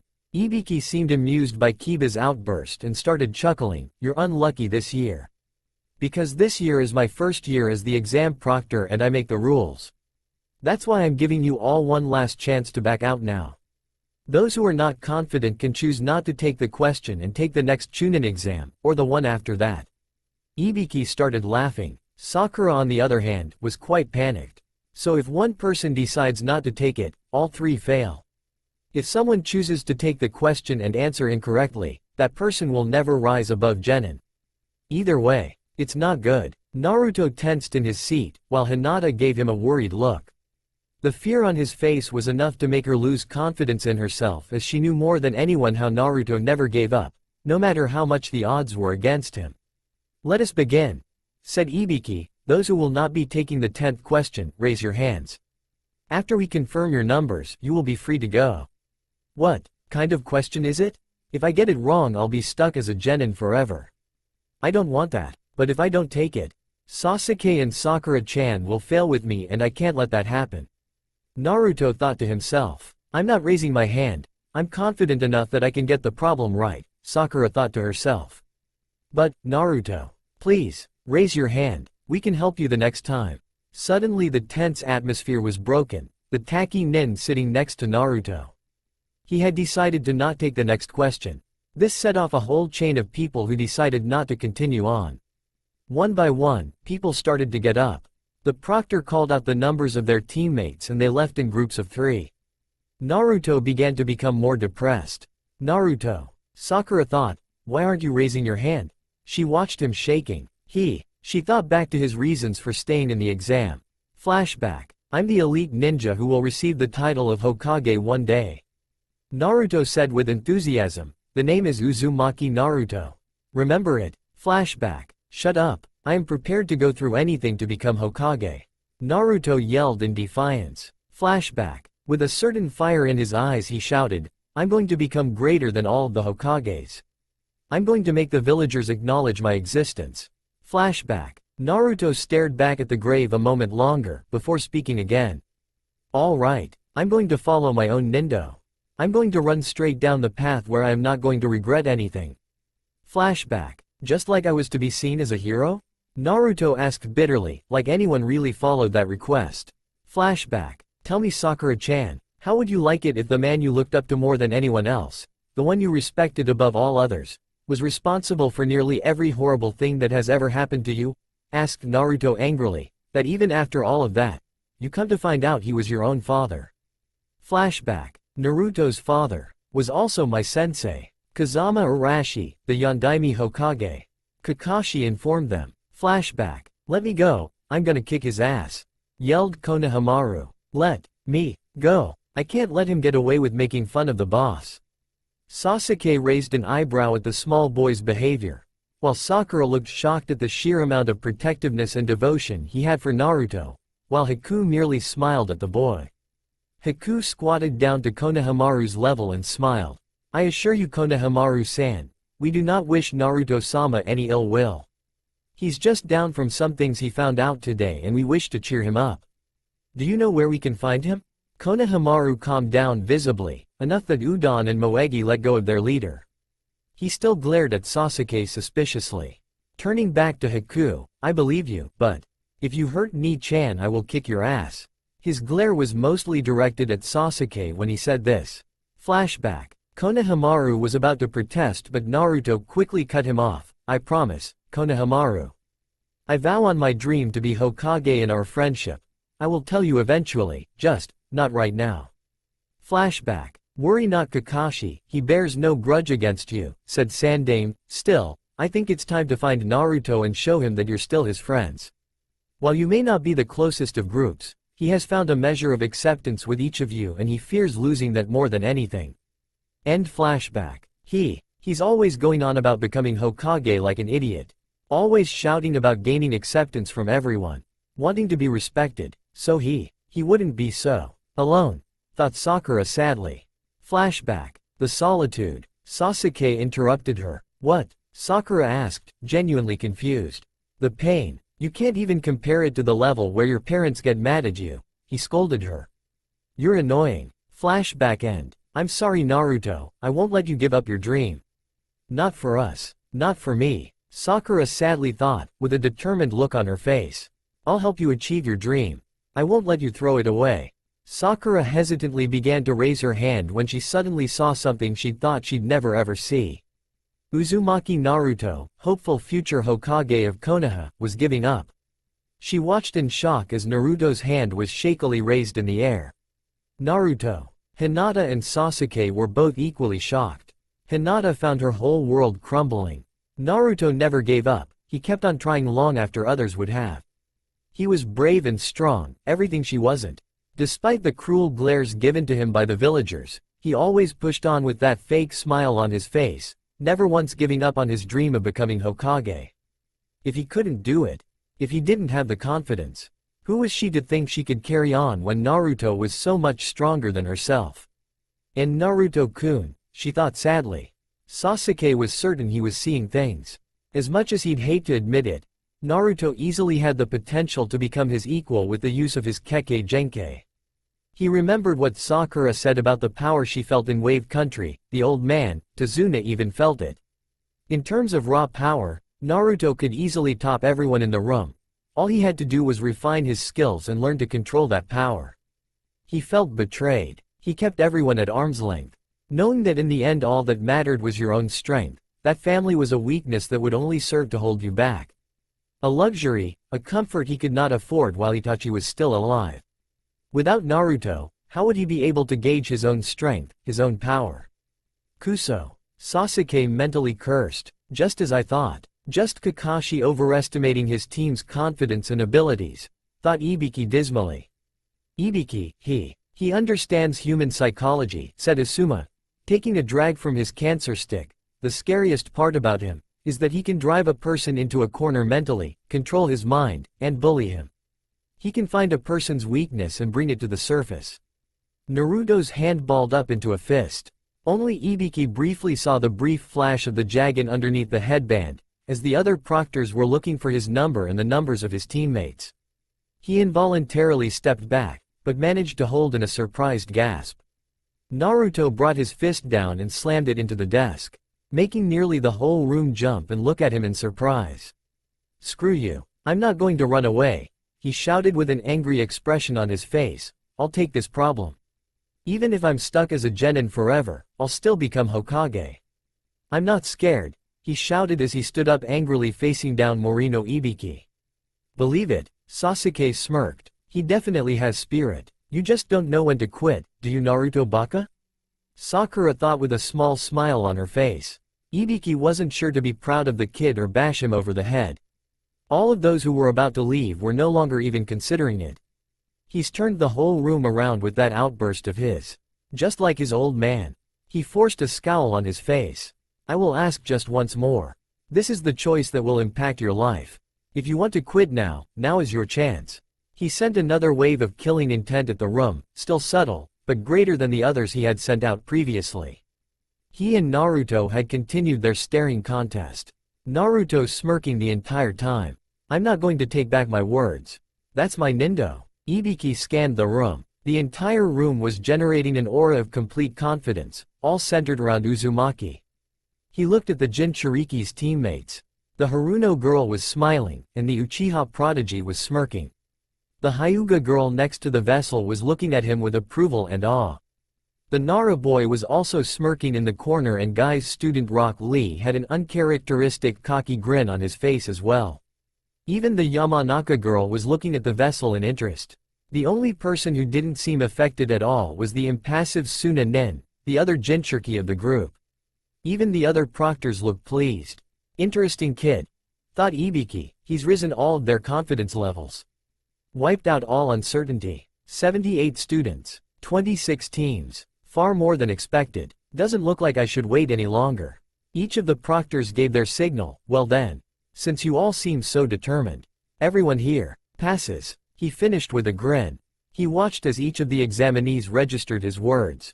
One by one he saw the looks of shock, disbelief and even anger. Mentally, he counted down in his head, 3, 2, 1. Wait, what's that supposed to mean? Shouted the pink-haired Haruno girl. That's all for now. If you want to see next part, then please like this video and subscribe my channel. Thank you.